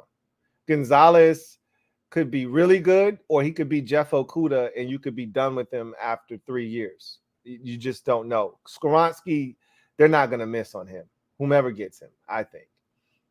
You put him in I think he is system diverse. He's athletic enough to play in a zone blocking system. He's physical enough and nasty enough of a disposition to play in a power run scheme. He can play, I think, inside or out, but I think he's going to be better suited as a guard and a damn good one in this league. So I'd probably lean towards Skoronski. I don't think you can go wrong there. Whereas Gonzalez, there's still a question, and I've already taught, he doesn't want to tackle. He's going to have, and that to me is a mindset. Like, you don't just get better at tackling. You have to make a decision. It's the same thing as rebounding. Like, if you're a big and you don't rebound, you're not going to just start rebounding the basketball. Either you want to crash the glass and clean the glass, or you don't. That's a mentality. That's a mindset. It's one thing if you are a weak side shot blocker, that's going to take you out of the rebounding responsibility a lot of the times, because you're going over, you're helping somebody, so you're not there to rebound the basketball. But if you're not blocking shots, if you're not altering shots, then you need to be hitting the boards as a big. And if you're not cleaning the glass, that's a mentality. Same thing with corners and tackling. It's one thing if a guy runs you off on a play and you're focused in on your matchup and he runs you 15 yards out of the way. That's one thing. But if you're just out there kind of hand fighting, standing in place, allowing a guy to stalk block you, that's trash. Most of these receivers aren't good blockers in the league. You should be able to shed that block and get in there and make tackles. And that's a want to. And Christian Gonzalez doesn't want to tackle. Okay? He doesn't want to smoke. He's the opposite of Devon Witherspoon. And ultimately, I think that's what's going to get Witherspoon drafted ahead of Gonzalez, if we're being honest, is no defensive coordinator is going to watch Devon Witherspoon's tape and say, he can't play for me. They want that kind of physicality. That sets a tone defensively. Gonzalez doesn't. He's, to me, the better athlete, the cleaner of, from a mechanical standpoint, from mechanics. He's what you're looking for. It's effortless. It's fluid. It's beautiful to watch. Very aesthetically pleasing, easy on the eyes. Transitions are smooth. Can come down, click and close, make plays on the ball. The one thing you questioned outside of the tackling was ball production. He had 4 interceptions last year, so you don't question that anymore. So he checks off every box except physicality. I remember saying the same thing years ago about Ahkello Witherspoon. You can't teach physicality. Either you want to be physical or you don't. So I'd lean towards Peter Skoronski. I mean, that's a damn good position to be in. If we could get there on draft night and both of those guys are available, it'll never happen because Skoronski isn't. Gonzalez could make it to 16. I wouldn't be shocked if he did. I don't think he will, but I wouldn't be shocked if he did. But Skoronski definitely is, and I don't see any way Peter Skoronski gets out of the top 10. I'd be shocked if he gets past Chicago at 9. Only way he gets past Chicago at 9 is if Jalen Carter is still on the board. And I don't see any way Jalen Carter gets past the Seahawks at 5. Unless, of course, there's a quarterback that the Seahawks love at 5. But again, that's why these mock drafts are so much fun. Great question. Great scenario there. Pit Fight Entertainment. Thank you for the super chat. Greatly appreciate you.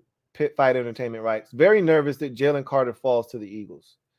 I don't think he will, personally, but anything could happen. I still contend that he doesn't get past the Bears at 9. The buck stops at 9 with the Bears with Jalen Carter, if you ask me. They're deficient of talent on the defensive line. There's no way you can pass up on a talent like that. He's the best pound-for-pound player in this year's draft class. If you're the Bears, you traded out a 1. He was probably being considered at 1 when you were there. And if you trade back to 9, pick up DJ Moore and other draft picks, and you still get the guy that you were considering taking at 1, are you kidding me? There's no way they've vetted him. They've done all the homework. They know who this kid is.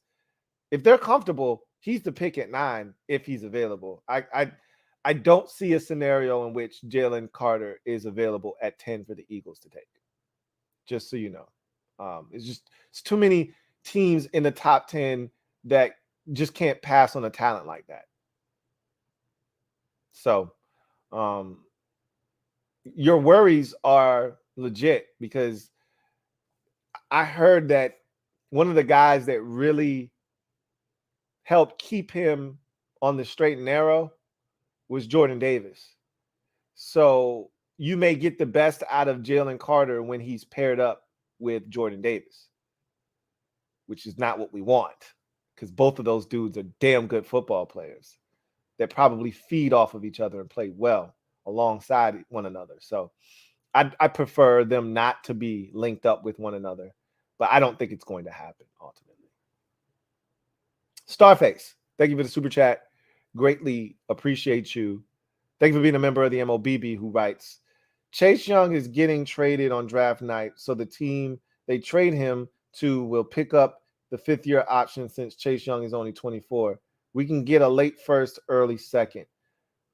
That is very interesting. The only way something like that occurs is if you get Miles Murphy or Tyree Wilson or somebody of that ilk in the first round that you love, and you feel like we can rid ourselves of Chase Young now, because they don't have to make a decision on him in the fifth-year option until May the 2nd. Ron talked about that today, and they're not going to divulge that.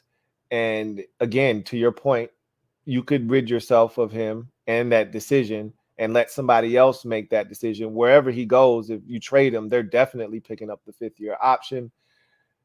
It's hard for me to buy into them getting rid of Chase Young. It makes a ton of sense if they did do it, because I think they're more loyal to the guy that has been more available and more productive in Montez Sweat. And thus, if they had to choose right now between the two of them, I think they choose Tez as the guy that they gave the deal to, which makes the most sense. Tez has been the more productive one, but the healthier of the two as well. Best ability is availability. If you're not able to play, then it doesn't matter how talented you are. So from that standpoint, I could see something like that happening. I would not rule that out. I would not dismiss that. However, and if something were to transpire, it would be draft night. Correct. I think it becomes more likely, like, if the pick at 16 is an edge rusher, it doesn't matter who, but if it's an edge rusher at 16, that's when alarms and whistles start to go off, and we can have a real conversation about Chase Young potentially getting traded. Because to me, you don't have to trade Chase Young if you pick a defensive end. Like, that's not a necessity, because we still need rotational depth guys. And knowing that one of those two former first rounders isn't going to be here, you're just replacing one of those former first rounders with another first round pick. So it makes sense. And you could keep Young and this whole group together for an entire year before having to part ways with someone. But the likelihood is, if you want Chase Young to have true market value that nets you some draft capital, you need to move him while there's still 2 years worth of service to a team out there that is interested in him. So if you hold on to him for this year, you pick up the fifth-year option, he's not a great tradable asset next year, because one, a team is on the hook for $17 million without having the option to say that I want to be on the hook for $17 million. You trade him on draft night, that team has the ability to say, hey, we just want to see what you got this year. We don't want to pick up the fifth-year option. Or you trade for him knowing that you're going to pick up the fifth-year option and it's $17 million. Next year, it's 1 year, it's $17 million. It's essentially, putting a defensive end on a franchise tag.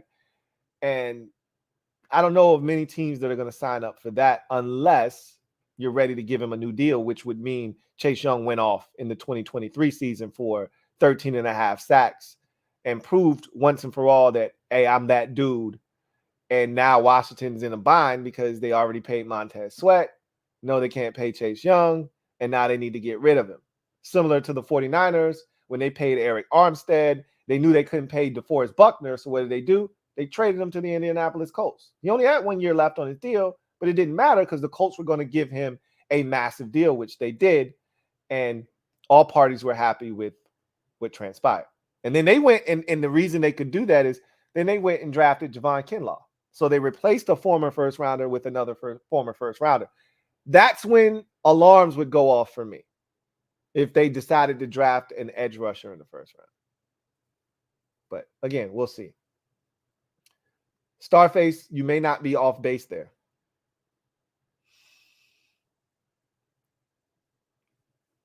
Nicholas Baudet.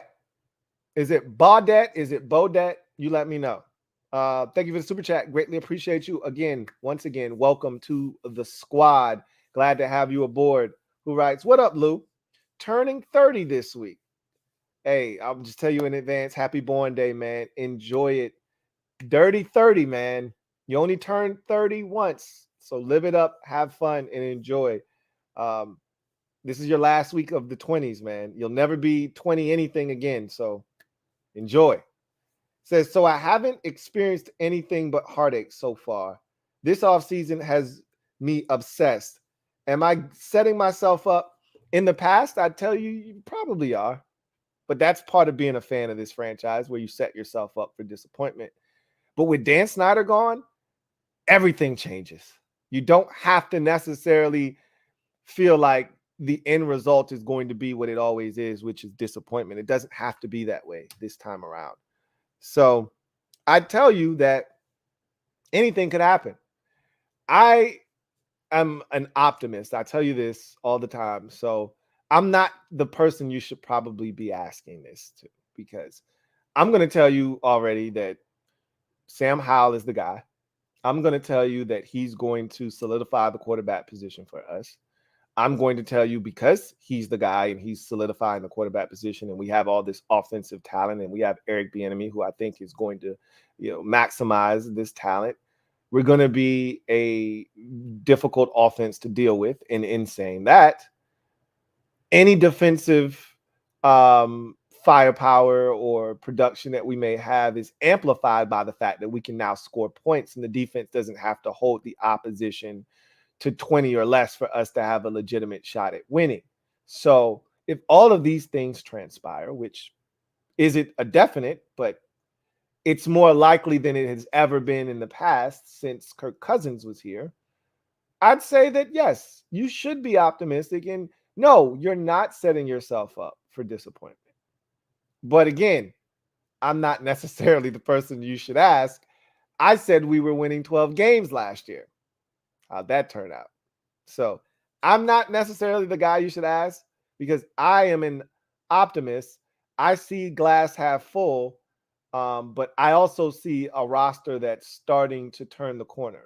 We haven't been here before with Ron Rivera.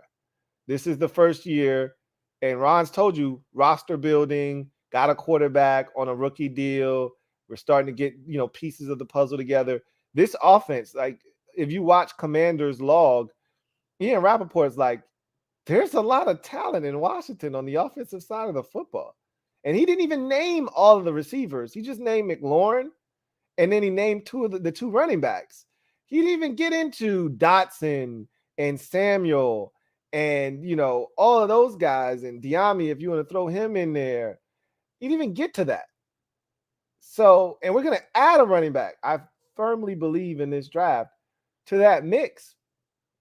There's talent on this offense. And if Sam Howell can come in, distribute the football, use his legs and athleticism to impact the defense, it's only going to open up more windows and opportunities for, the receivers and the skill guys that we have. So I don't think you should be, reserved. If you feel like this is the offseason, if there was ever an offseason where you should have total buy-in or could have total buy-in, this is the first one. Because Daniel Snyder, for the first time in 24 years, will not be the owner of this team when the season starts. And that in itself should evoke pure, unadulterated hope. Hope springs eternal, right? This is the first year. I told you last year we had hope for a different reason, but this year is the first year that legitimately you should have hope. Don't know if it's going to turn into a massive, season from a left-hand column perspective, but just knowing that there's a chance. That's all you ever ask for.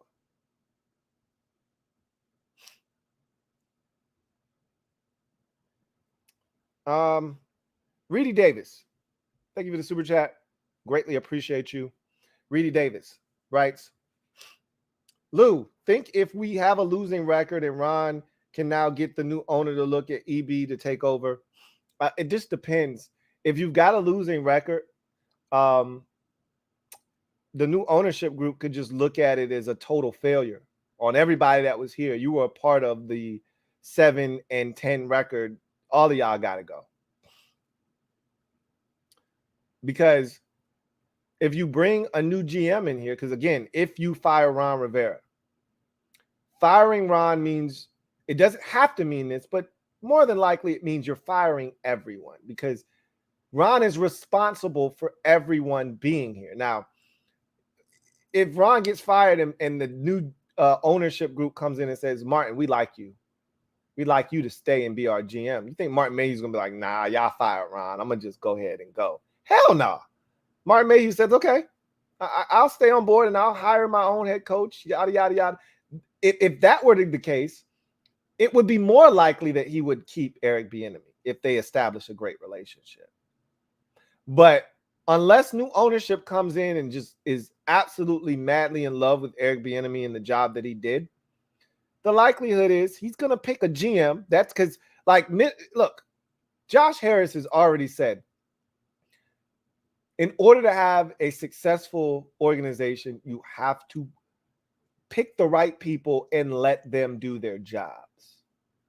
So is it more likely that he's going to come in here and clean house but leave Eric Bieniemy and hire a new GM and say, hey, you got to work with Eric Bieniemy? Or is it more likely that he's going to clean house and pick a GM and say, hey, go pick your coach, let that coach pick his staff, and let's do this thing the right way? Which one is more likely to be the most plausible outcome? It's probably the latter of those two options. So I find it hard to believe that if Ron gets fired, Eric Bieniemy is still here. But again, we could have the number 2 offense in the league and the number 7 scoring offense in the league, 2nd in the league in yards per game, 7th in points scored per game, and the defense just be an absolute shit show. And Ron has a couple of blunders on the sidelines, challenge that he doesn't use, one that he does use that's ill-advised, like the one against the Titans last year, which was not a great decision. But I understood why he did it, but I didn't, because it was your last time out, or it wasn't your last time out. But we could have used that timeout late in the game when we didn't have a timeout, so we couldn't run the football. Nevertheless, that could be a scenario in which Eric Bieniemy is retained and Ron is fired. But the likelihood that our offense is that good to the point where you can't move on from Bieniemy is slim and none.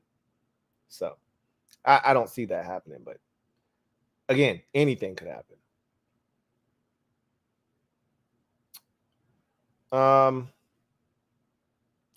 Christopher McLaughlin, my guy Chris, thank you for the super chat. Greatly appreciate you. Thank you for being a member of the MOBB. My guy Chris writes, hey Lou, what's up, Chris? Hope all is well with you and the family. Likewise. We have been successful trading back. If we can trade back in the first round, how far back is comfortable for you? and what additional comp would you want from the other team? It just depends on how far back you're going. That's ultimately, the further back you get in the first round, the less it takes for you to trade back, or in this case, for a team to trade up. We were right on the outskirts of the top 10, so it still was a desirable pick, and it's still, obviously you've seen the draft chart. Not everybody adheres to the draft chart, and there are alternate draft charts out there that exist now, where there used to just be the Jimmy Johnson model back in the day. However, again, as you move further back, your pick loses value. So 16, it doesn't command as much as 11 did. So as far as the compensation is concerned, what would really matter is how far back are you moving? That's going to determine. So you asked me what is comfortable for me. It just depends on what they're targeting and what's already been taken off the board. Because I'm a huge proponent of I'm a huge proponent of quality over quantity. So I'm not looking to have a 4-player draft. One year the Eagles had a 4-player draft. I think it was the year after they won the Super Bowl in 2017. Their 2018 draft, if I'm not mistaken, they drafted 4 players, and that was it. I'm not looking to have a 4-player draft. But I also am not a fan of the 12, 13-player draft. I mean, what am I going to do with 3 7th-round picks and 2 6th-rounder? Like, that's just too much for me. I'm a fan of quality, and when I say that, if I'm sitting at 16 and there are 3 players on the board that I think very highly of, but I've also got an enticing opportunity to move back, you got to weigh the 3 guys that are on the board that we truly like, have high grades on, that can be impact players, potential Pro Bowl, all-pro type players, or do I want to move back and get solid players that may not have as high a ceiling? I already told you we're right on the cusp in the first round of a draft where a lot of evaluators, draft beatniks, and talking heads, they can't get past 16 or 17 in the first round of this draft with first-round grades. They've got about 15 to 17 guys that have draftable first-round grades. So you're right on the cusp of that. So if you decide to move back, there may be, 3 or 4 guys that spill over from 16, 17, because again, as I mentioned, Hendon Hooker and, Will Levis, these are guys that are not top 20 picks or, talents in this year's draft. Okay. So you may end up seeing a guy that is in the mix that is going to water it down, so to speak, where a guy may get pushed back that shouldn't based off of his talents, but, need at offensive line, quarterback, trump, and edge rusher trump everything else. So in saying that, moving back 4 or 5 spots isn't going to kill you. But if we start talking about moving from 16 to 25, you've moved out of the territory of a potential elite player, more likely than not in this particular draft class, and you've moved into the territory of a really good player. But I'm going to tell you right now, Kelee Ringo isn't close to any of the guys at the top of this draft. You trade back, and now you're in Kelee Ringo territory if you want a corner and you're still looking at first-round corners. Now you're in Cam Smith territory. I'm not as big on Cam Smith. So, again, what's your flavor? What you looking for? Because you could trade back out of 16, and in your mind, you're thinking Osiris Torrance is the guy that we were considering at 16, but shit, he might be available at 24. So you move back to 24, and you still get Osiris Torrance. Well, that's great. That's similar to what you did last year with Jahan Dotson, right? It just all depends. And the compensation you would get for moving back just depends on how far back you move. If you move back 2 spots, that might net you a 3rd-round pick. You know, it might net you a 4th round pick. You know, you're not getting a second rounder for moving back 2 spots in the 1st round from 16 to 18. You can get a second round pick from moving back 2 spots from 6 to 8, but not 16 to 18. So it just depends how far back you moving. You moving back 5 spots? That might net you a second round pick this year, or it can net you a second round pick next year.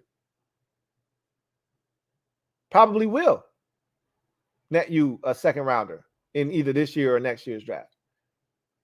Usually, if you want a pick in this year's draft, then you would have to probably move completely out of the round, right? If you want to, like, for instance, we moved back from 11 to 16. We didn't get the Saints second, but they put together a package for us. So it was like, if you put it all together, it would have equaled the second. But they put together a package for us, a 3rd, a 5th, you know, so it gave us a little bit of depth to our draft.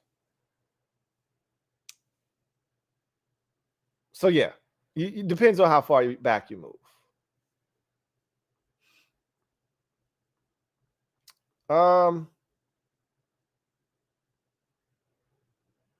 Let's see.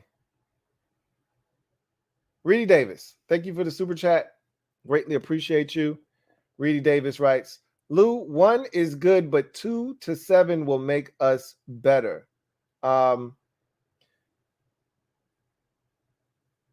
We'll see.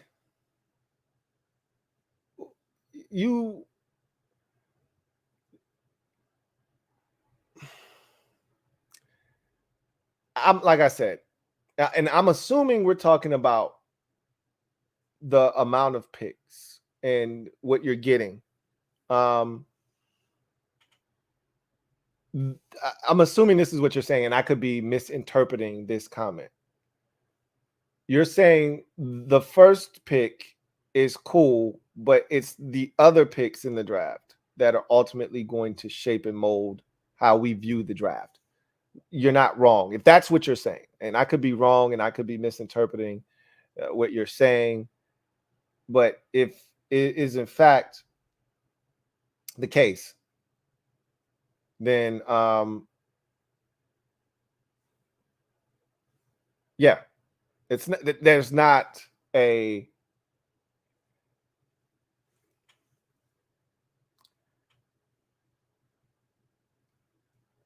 I prefer I just said this, but I'll say it again. I prefer quality over quantity. So the first 2 days of the draft are what I really focus in on, because day 3 selections are day 3 selections for a reason. The 4th round, sort of an extension of day 2. After the 4th round, once you get into 5th, 6th, and 7th, it is what it is. It's a crapshoot at that point, for real. Pretty vague statement, almost feels luckish, but I'm assuming you're talking about prospects. Let's get to this next super chat from B Wright. Thank you for the super chat. Greatly appreciate you. B Wright writes, what up, cousin? Have you heard that Gibbs is a silent partner? I heard that being tossed around. I don't know if it's accurate or not. Let's see. I see a little bit of drama in that 76ers game tonight, but they won. That's the most important thing. They're going to sweep them. Seeing some ejections and all kinds of foolishness going on there. Golden State up on Sacramento, which is what I expect. Suns up on the Clippers. I'm actually shocked that game is this close without Kawhi. Keep our eye on that. Anyway, I've heard that he's involved, that he could be a silent partner. Remember, once upon a time, before, when Daniel Snyder, first bought the team in '99, Joe was trying to get in. He had a whole group together, and they were trying to buy the team, and they got outbidded by Snyder's group. So Joe's been trying to get into the Washington business for a minute. So I wouldn't be shocked if he was involved, but I can't confirm that. I've heard that as a thing, but I don't know if it's legitimate or not. But if he's a silent partner, that'd be cool. It's always cool. Joe's always around, so it'd be cool to have him be involved. But we'll see. Trevor Patch, thank you for the super chat. Greatly appreciate you. Trevor Patch writes, "Did you already react to your mock draft comments?" Not yet. My intent was to do a video earlier this week on that, and other things ended up coming up and happening, and I never made that reaction video. There's still time. I may still do it. But being that I'm about to put out a whole new mock, not a Washington one, and my stance hasn't really changed, even though some of the names that I think may ultimately end up in Washington have changed. The positions remain relatively the same. There may be one or two alterations from a position standpoint, but all of that stuff pretty much remains intact. I expect a 6th round quarterback. I expect a late round wide receiver. It could be in the 6th round. It could be in the 7th round. I think it's going to be in the 7th round. We got 2 6th round picks. Could be in the 6th round. I think the 7th rounder is more realistic for the receiver if they're going to draft one. I still expect a center in the 5th round. I still expect the running back to be a 4th round pick. I still expect, so none of that stuff changes. It could just be the player doesn't get selected that I selected for the team, but I still think the positions ultimately end up going the way that I have them slotted. Shit changes, man. As I've mentioned, the board is going to ultimately dictate what Washington does, whether they trade back, whether they take a player that we didn't see or a position that we weren't really, focused in on. The board may dictate all of that. So, no, I didn't react to the mock draft comments yet, and I still may do that.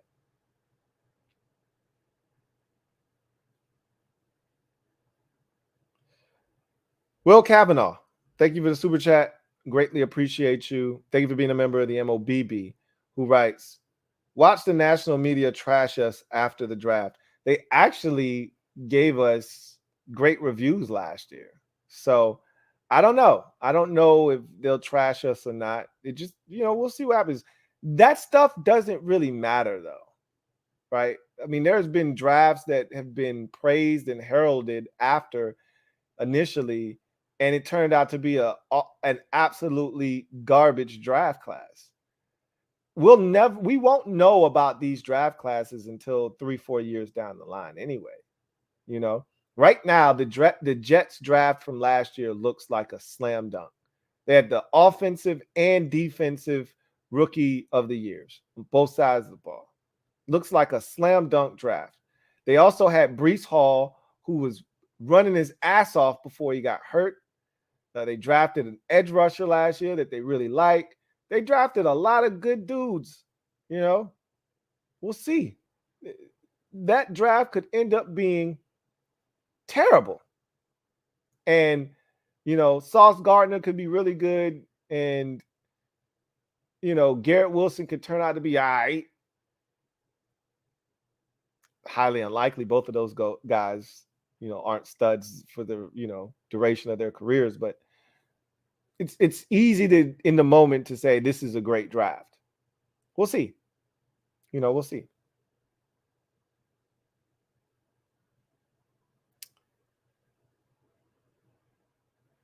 See, got a super chat here from Will Kavanaugh once again. Thank you for the super chat. Greatly appreciate you. Double up. Thank you for doubling up.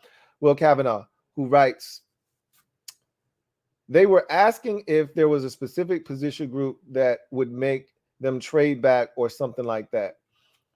I don't know if there's a specific group that would make them trade back. I don't think there's a position group in this draft that has that. Oh, that you're talking about at the end of the draft or the presser, because I like I told you, I couldn't hear, but the response was pretty interesting, and it seemed to be a question that on one hand, he wanted to answer he being Martin Mayhew, but he was like, I can't tell you that. That's divulging too much information.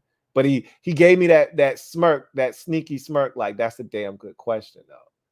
I just couldn't hear it. And then Ron, before he got up, he said, it's kicker. So he was being funny. So maybe that was the question they were asking. Was there a specific position group that would make them trade back or something like that? Maybe there is one, because Martin kind of like had this devilish grin on his face. And then he was like, I can't tell you that, pretty much, without saying it. He said like, yeah, that's a good question, but I can't tell you that. And then Ron, as he's getting up, he's like, yeah, it's kicker, and they started laughing. So maybe that's what it was. JP, my guy, John Perez, thank you for the super chat. Greatly appreciate you. My guy, John writes, good to see you as always, Lou. Likewise, JP. First off, damn those Grizzlies. we talked yesterday already. He says, secondly, would we have traded up for QB if we didn't take Howell last year? I think they would have been a lot more aggressive in the quarterback market. Absolutely. With all the quarterbacks that are available, I think the one that they would have fixated on, though, and they may have had to trade up for him still, but the one I think they would have fixated on would have been Hendon Hooker, because I think they would have stayed above the fray of the top four guys, because ultimately one of them may fall. It's funny because we do this with quarterbacks a lot. I mean, hell, we did it in 2021 when, we all assumed that 4 quarterbacks were going in the top 10 and Mac Jones nor Justin Fields went in the top 10. I believe that's the case. I think Fields went 11 and Jones went 15, if I'm not mistaken. We just all assumed that we knew the first 3 picks were quarterbacks, and we just assumed somebody else would take, Fields or Jones in the top 10, and it didn't happen.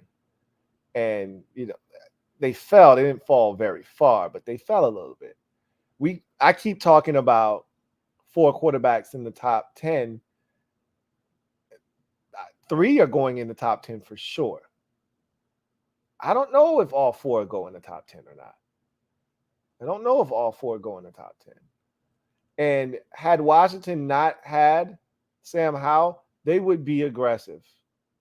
And I don't know if any of the other 2, because obviously, I mean, hell, with this CJ Stroud shit, which is getting interesting, we talked about it on the podcast, Washington might have been kind of, honing in on him in that situation. And if, the Texans were looking to get out, maybe a team like Washington would have been a wild card coming out of nowhere to take the pick off their hands to go get him. But we don't have to worry about any of that stuff.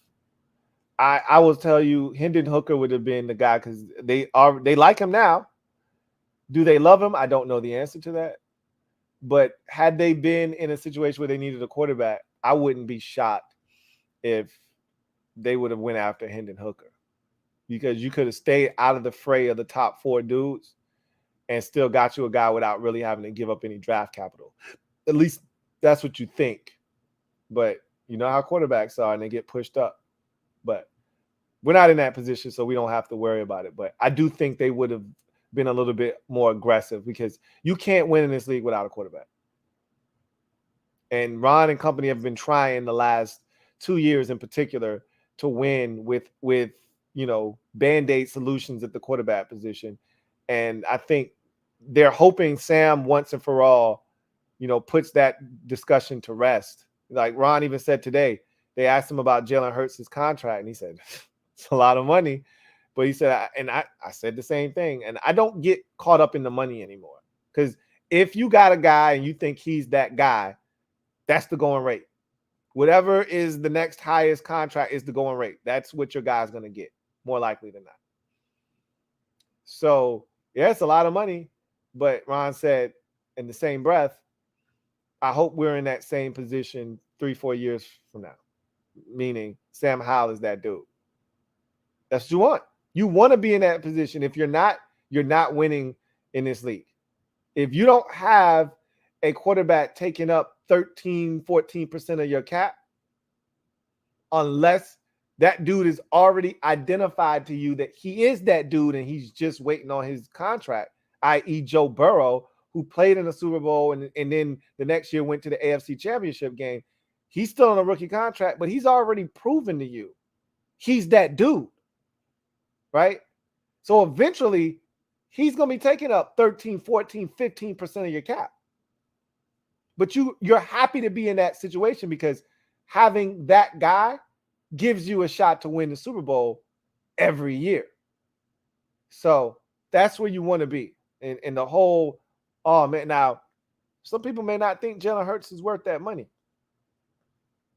Some people beg to differ. We'll see. It's the consistency for me. That's always my stance. Is just do it again.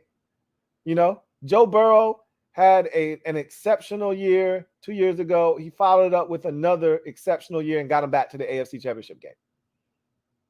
Okay, he did it again. I get it. He's legit. You know, that's what you're looking for. Do it again. That's all I'm looking for is consistency. If they pretty much did it with Jalen Hurts because he's not a first-round pick. And we would have to do the same thing with Sam Howell.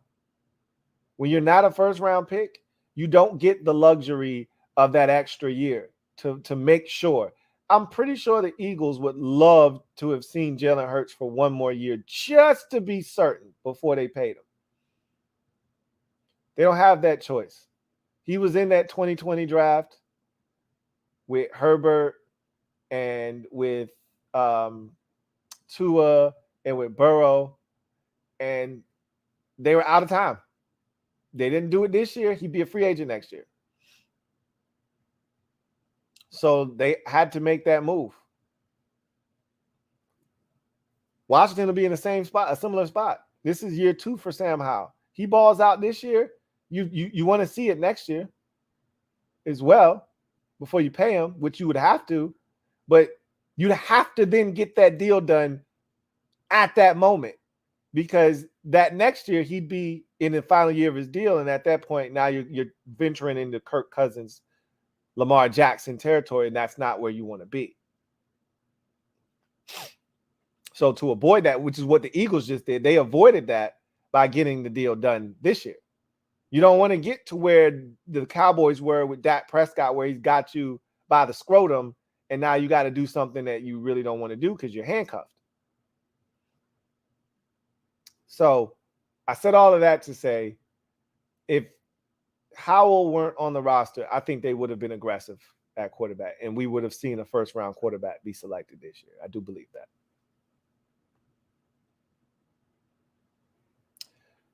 John Livingston, my guy, JL Smooth. Thank you for the super chat. Greatly appreciate you. JL Smooth writes, thank you for being a member of the MOBB as well, if I haven't already said that. Writes, what's up, Lou? What's up, JL Smooth? Says, hope all is well with you and yours.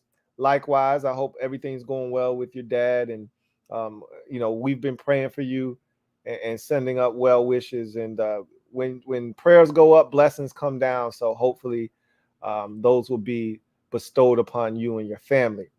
He says, got to get me some football talk tonight. Haven't done my due diligence on this year's draft. Obviously been distracted, clearly. But I'm falling in love with the Bills taking Drew Sanders. Too early at 27. I will say this. I was looking at him for you guys in my mock draft. I've seen all kinds of crazy stuff with you guys trading up to select Bijan Robinson and all kinds of foolishness that I don't think is going to transpire. Everyone seems to be locked in on the Bills selecting a receiver, and I don't necessarily subscribe to that. I think you're going to draft a receiver at some point. I just don't think it has to be in the first round. So I'm more so looking at the defensive side of football. I'll leave it at that. Is it too early for Drew Sanders? No, it is not. He's a late first, early second type of pick. More so of a second, but if you took him at 27, no one would blink. He is. So I'll just tell you what my comp is for him. Tremaine Edmonds. So it would make a ton of sense. He's long, tall, rangy, just like Edmonds was. And the thing that solidified that comp for me with him is when Tremaine Edmonds was coming out of Vatech, I thought he could be a 7 to 10 and a half sack a season dude as an off the ball linebacker that you, similar to Michael Parsons, in obvious passing situations, you just turn him loose. And the Bills said, nah, we just gonna play him at middle linebacker. We're not gonna blitz him. We're not gonna have him going after the quarterback. He showed the ability to get after the quarterback, and I thought that there was some untapped potential in him. But I see the same thing in Drew Sanders. You look at his numbers, and he's putting up big sack numbers because he's rushing, and he's not bad as a rusher, man. Whether it's the A, B, or C gap that he's blitzing up, sometimes they just line him up as a non-tech, and he just comes off the edge and bull rushes the hell out of the tackle and gets a sack. And you're just like, shit, that's pretty damn impressive. So he reminds me so much of Tremaine Edmonds coming out of Vatech because he could do those things coming out of Virginia Tech. They would use him in so many different ways, and that's how he was utilized at Arkansas. So it makes a ton of sense if you guys went in that direction. And I think there's probably a pool of about 3 to 4 players that you're considering at 27 on the defensive side of the football, and I think he is definitely one of them. So no, I don't think that's too early, and I do think he is in the mix to be somewhere in that neighborhood. I ultimately think he'll be a second round pick, however, but you never know. You never know.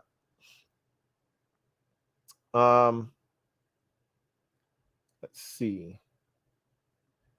Got a super chat here from Going Commando. Thank you for the super chat. Greatly appreciate you. Thank you for being a member of the MOBB who writes, "Sup, Lou? Sup, Going Commando?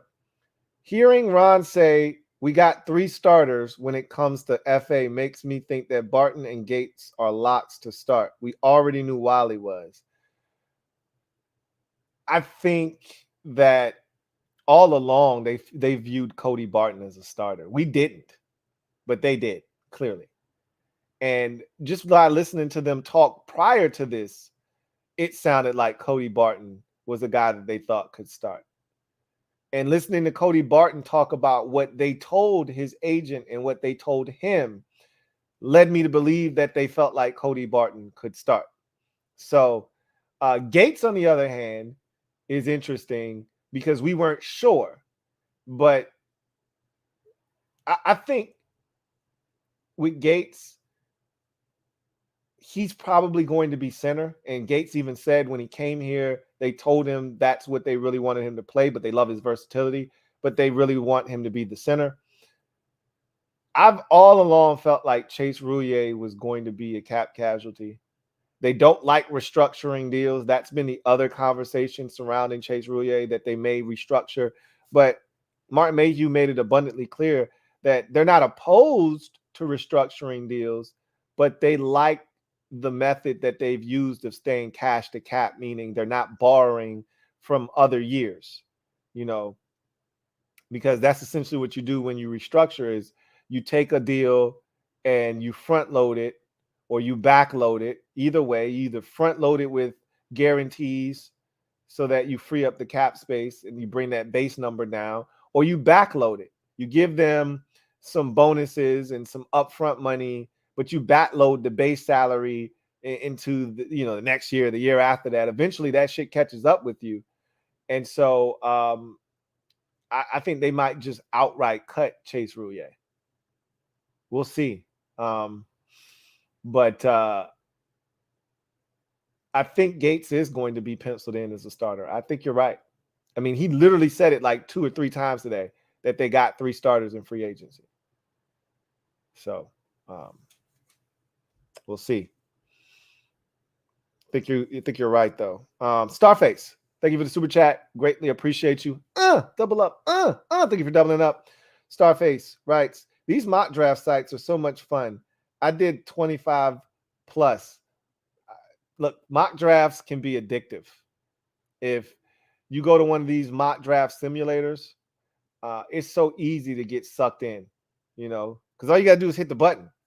Then voila, Washington's got a full 7-round mock in front of you, and then you can pick it apart, then do it all over again. I don't enjoy that as much as I enjoy crafting my own first-round mock draft with all 30, two teams or however many are selecting in the first round of that year's draft.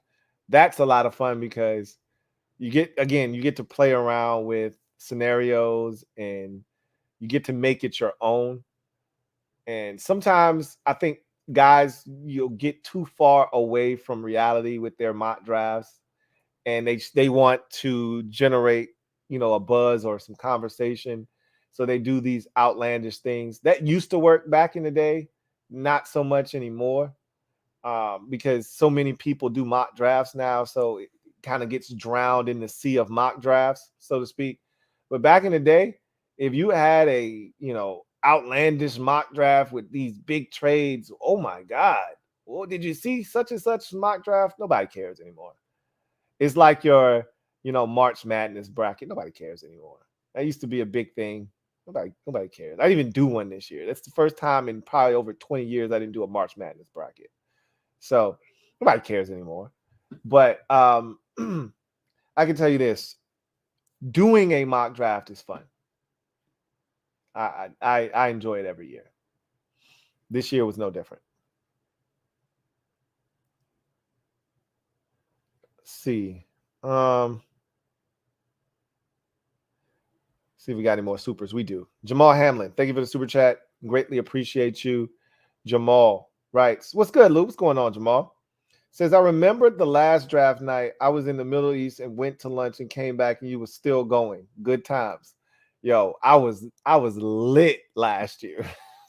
I'm talking about lit last year. I think I went through, like, first of all, the kind of wine that I drink, depending on the amount of alcohol content, and the highest percentage of the ones that we drink is 12, which is pretty damn good for wine that, isn't like 1997 Chateau d'Yquem, some shit that's 25%, that's been aged and was in a barrel. Nah. For the shit that I'm drinking, 12 is pretty damn good. And I think I went through like 2.5 bottles with y'all, which is crazy because normally after a bottle and a half, I'm asleep. This shit puts me on my ass.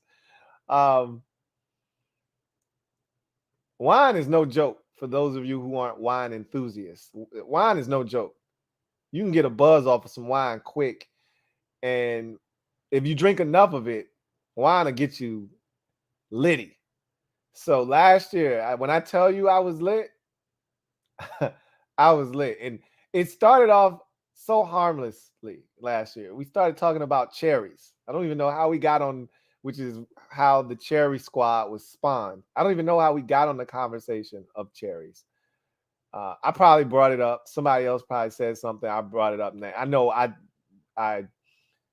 discussed the fact that cherry flavored stuff is disgusting, for the most part. Not everything cherry is nasty. Cherry gnawlators are great. Tasty cake cherry, pies are great. Cherry flavored pies, but like black cherry Kool-Aid, that shit is disgusting. Cherry flavored, cough medicine is the worst, So there's certain things that, but long story short, last year was crazy. And hopefully, and I think what makes it even better is when Washington has a pick like they do this year.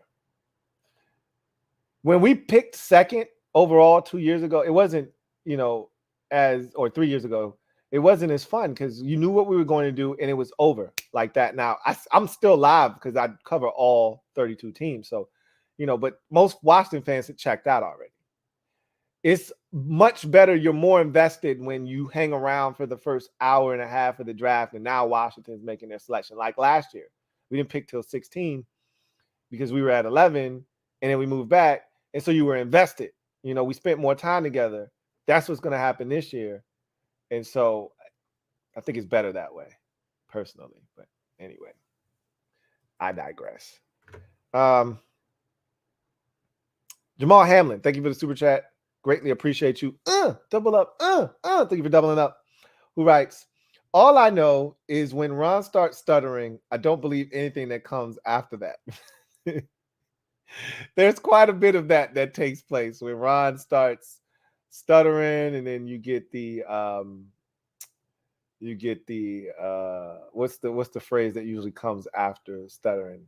You know,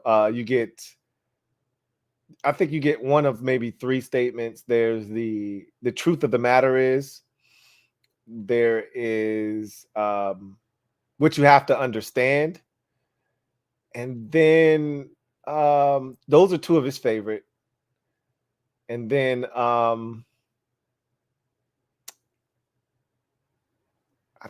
feel like I'm leaving one out. But those are the two go-to for him: truth of the matter and what you have to understand.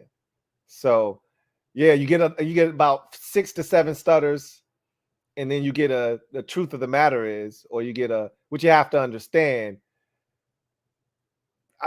Technically, like what you learn in psychology 101 is when someone is stuttering, it's them giving themselves a chance to craft a story. So yes.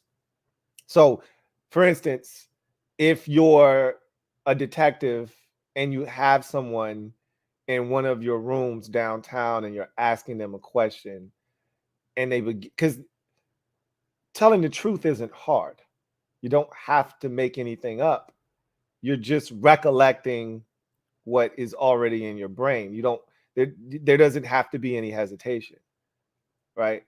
When you're lying, you have to be able to, if you haven't already formulated a lie in your mind, if you're doing this on the fly, you need time to put together a lie that is seamless and makes sense. So you're buying yourself time. That's the thought process behind that. But that doesn't always necessarily ring true. Some people just stutter when they're nervous. Some people just stutter in general. And Ron could be one of those dudes. But you say whatever he says after that is a lie. I I might have to check that the next time he does it. I might have to see what he says after that and see if I feel that way or not. Red Wing 01. Thank you for the super chat. Greatly appreciate you. Technically, it's not, but I'm going to give it to you anyway. Double up. Because I missed you yesterday and I already read one of your supers from yesterday. So double up. My guy Red Wing 01 writes, so it looks like Rouillet trade is increasingly inevitable. What do we get for him? Also, did you already read my super chat from last night? Just got here. Yeah, I read it at the very beginning of the show. It's one of the first things that I did. So yes, if you want the response to that, and it was actually a lengthy response. So if you want that, it was the first, probably within the first 3 to 5 minutes of the show, and it probably was about a 7-minute response or so. So probably the first 10 minutes of the show. As far as Rouillet is concerned, I don't know if a trade is necessary. I don't know if that's necessarily coming. I just don't see a way in which he's still on the roster. I already told you, I already feel like it's all but a done deal that we draft a center at some point in this draft. I've designated the 5th round as the round in which we, take a center. But it doesn't have to be the 5th round, but that's where they got Chase Rouillet out of Wyoming. And so you ask me what you get in return for a Chase Rouillet: a late round draft pick, a 7th round pick, a 6th at the most. He's coming off of 2 years in which he's been riddled with injuries, massive ones at that. And he's a good center. He's not a great center. And now you're telling me he's coming off of 2 injury-plagued seasons, and he does not have a great contract in terms of a number that's easily moved. Like, he's not Wes Schweitzer, who was making $13.5 million on a 3-year deal. Chase Roullier signed a 4-year, $40 million extension. So you're talking about 10 per, essentially. I can't see you getting anything more than a 7th round pick for him. If, conditional at that. So now I don't see a lot of value in trading him. I think they might ultimately just release him. But I mean, if you can get something for him and somebody who's willing to give you something for him, cool. I just don't see anybody willing to give anything for Chase Roullier. So, Jelani Porterfield, thank you for the super chat. Greatly appreciate you. Jelani writes, you got beef with the Falcons? Absolutely not. I've said this many a times. My sister is a Falcons fan, so I have a soft spot for the Falcons. So no, there's absolutely zero beef with the Atlanta Falcons. They did us a huge favor last year by taking Drake London. Hell no, I don't have a beef with the Falcons. I appreciate them. I don't love their roster, but no beef here, And we'll see what happens with their quarterback. I think they are setting themselves up for failure. But then again, I don't think he's terrible. I've already said Desmond Ridder isn't terrible. He's Ryan Tannehill and Alex Smith. You can win a lot of football games with him. You're just not going to win anything of substance with him. He'll win you 10, 11, 12 games in the regular season, but at the first sight of resistance in the playoffs, you're going home.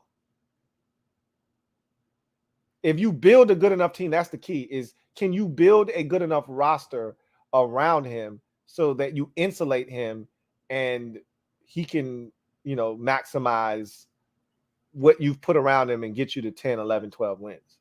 But I surmise you'll be looking for a quarterback next year. That's my guess.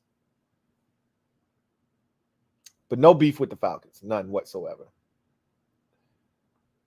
William Lee, thank you for the super chat. Greatly appreciate you. Who writes, thank you for being a member of the MOBB as well. Who writes, trade back, pick up 2nd round pick, then package Chase in the 2nd round to go back into the 1st round. Again, this is something that as fans we love to do. And I'm not mad at y'all for this because y'all fans, man. This is what we do as fans. But understand that not everybody wants Chase Young. Not everybody is clamoring for Chase Young and are dying to take him off our hands.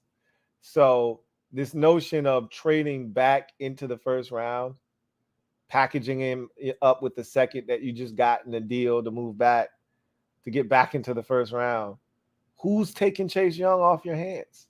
What team is doing that? Chase Young doesn't make sense for anybody at the back end of the 1st round.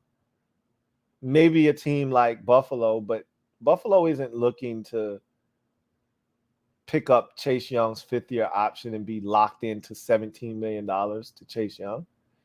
A team like Houston, the Texans, that makes sense for them. They have nothing at edge rusher. Chase Young is young. He could be it could be the young and young, situation if they were to get Bryce Young or not. But he could be a face of a franchise. They claim they don't love a quarterback, so they still technically don't have a face of their franchise on their team. Chase Young could immediately become that for them. And he could be a very good player at a very big position of need for the Houston Texans. And they could eat the cap. They have the space. However, I don't see many teams lining up anxiously looking to take Chase Young off our hands. There are only going to be a handful of teams that are even interested. And I don't think any of those teams reside at the back end of the first round, which is where you would be looking to come back into the first round to make a selection. Those are all playoff teams. So I don't see any playoff teams looking to do anything rash there. You know, if Chase was a proven commodity, maybe. But we still don't know about Chase Young. A young team that doesn't know what their future looks like Houston, for instance, as I already brought up, that Chase Young makes a lot of sense for a team like that. Indy, who doesn't have a quarterback at all right now, Chase Young might make a ton of sense for a roster like that. But for, a team like the Chiefs, they could use Chase Young, but they're not going to pay him $17 million. Neither are the Bills for 1 year of service. It'd be this year, and then they'd have to pick up the fifth-year option. If you're trading for Chase Young, you're picking up the fifth-year option. So, again, I think a trade for Chase is highly unlikely. I think this is what fans like to do when they're done with a player.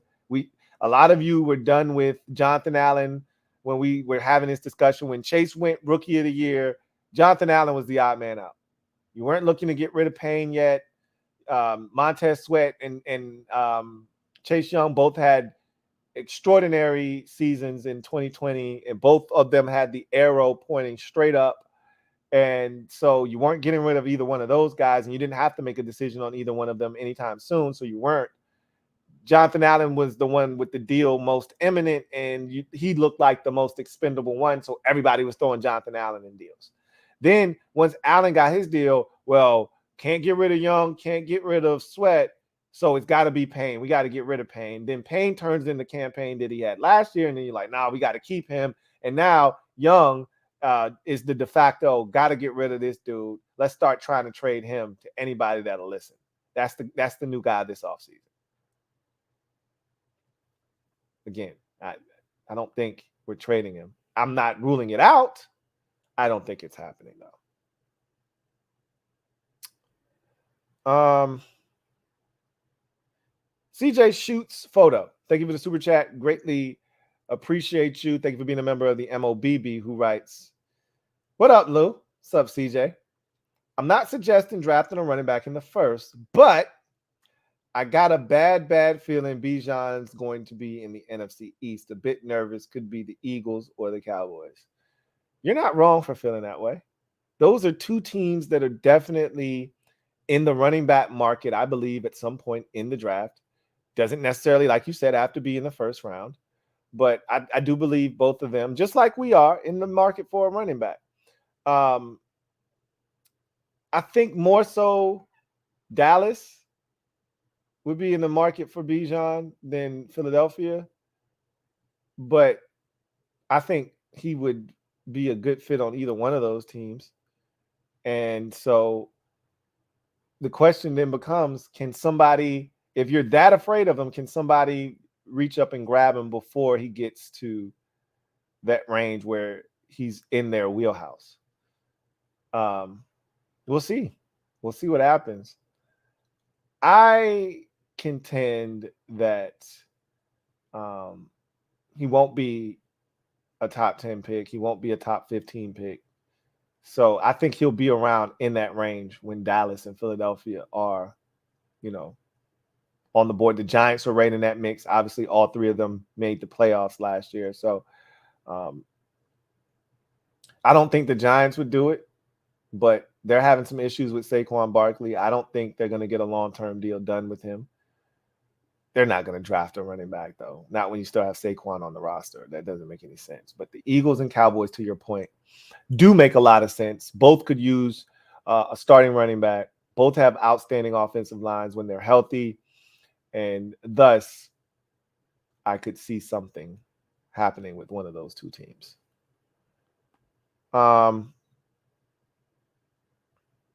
Let's see. All right, I think that was the last super. Joe Rockhead says black cherry Kool-Aid is the nectar of the gods. Our taste buds couldn't be more opposite if you truly, truly feel that way. I think I saw something in here from Miss Perry that jogged my memory. Here it is. You laughed at my wild cherry sparkling water. That's how we started the conversation with Cherry. That's right. Because when we have the draft party, I always encourage, implore that you bring something to the party. The only thing you're not allowed to bring, as we always discuss, is milk. Okay. You cannot bring milk. But whatever your vice is, water, which is not technically a vice, or in the case of Miss Perry, sparkling cherry flavored water. Whatever your beverage of choice is, whatever your snack is, food is, bring it to the party. We always discuss what everybody's eating, munching on. Last year, I don't know, was I eating ziti? Was I eating baked ziti?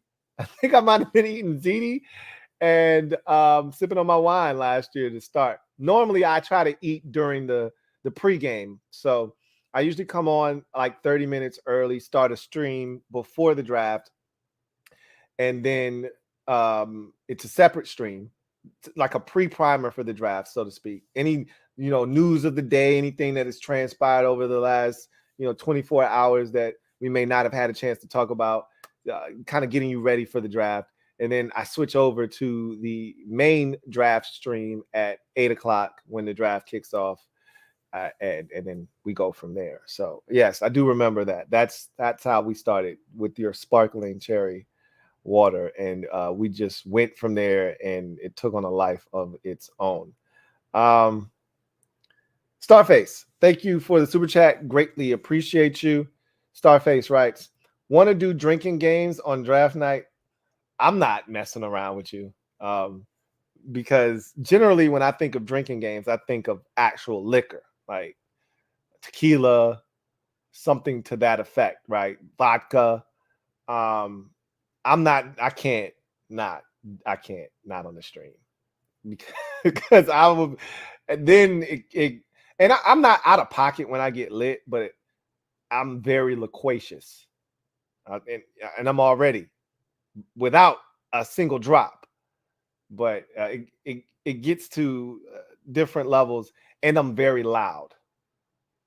I'm very loud when I'm lit. So I'm gonna just stick to my wine.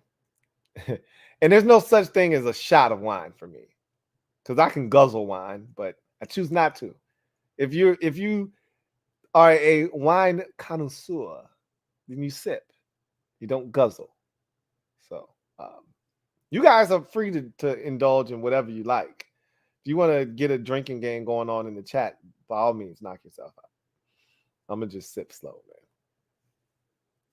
man. Anyway, I digress. That was the last super chat of the night, and thus that is going to send me, your man Louie T, off into the night. We will have more discussions, and I think ultimately what will prevail is that we will have one more of these command posts before the draft on Wednesday night next week, if at all possible. We will see. Obviously, the Grizzlies game 5 is next week on Wednesday, and it just depends on the timing of that. I can't imagine that game starting any later than 8.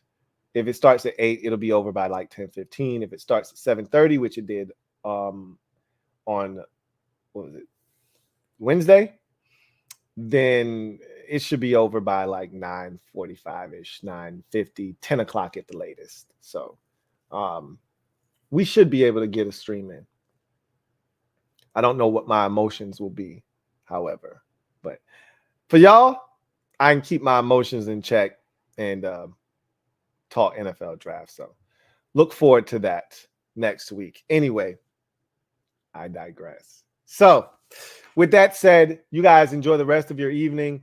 Tomorrow, I think I will have a podcast episode for you. Whether I do or I don't, you'll definitely see me on Saturday because we got the mock draft on Saturday. So tune in for that. And then next week, starting Monday, we're going to amp up the draft content. We're really going to hone in on the draft and get you ready for the 2023 NFL draft here on the Louie T Network. So with that said, you guys get out of here. Enjoy the rest of your evening. Take care. God bless. Good night.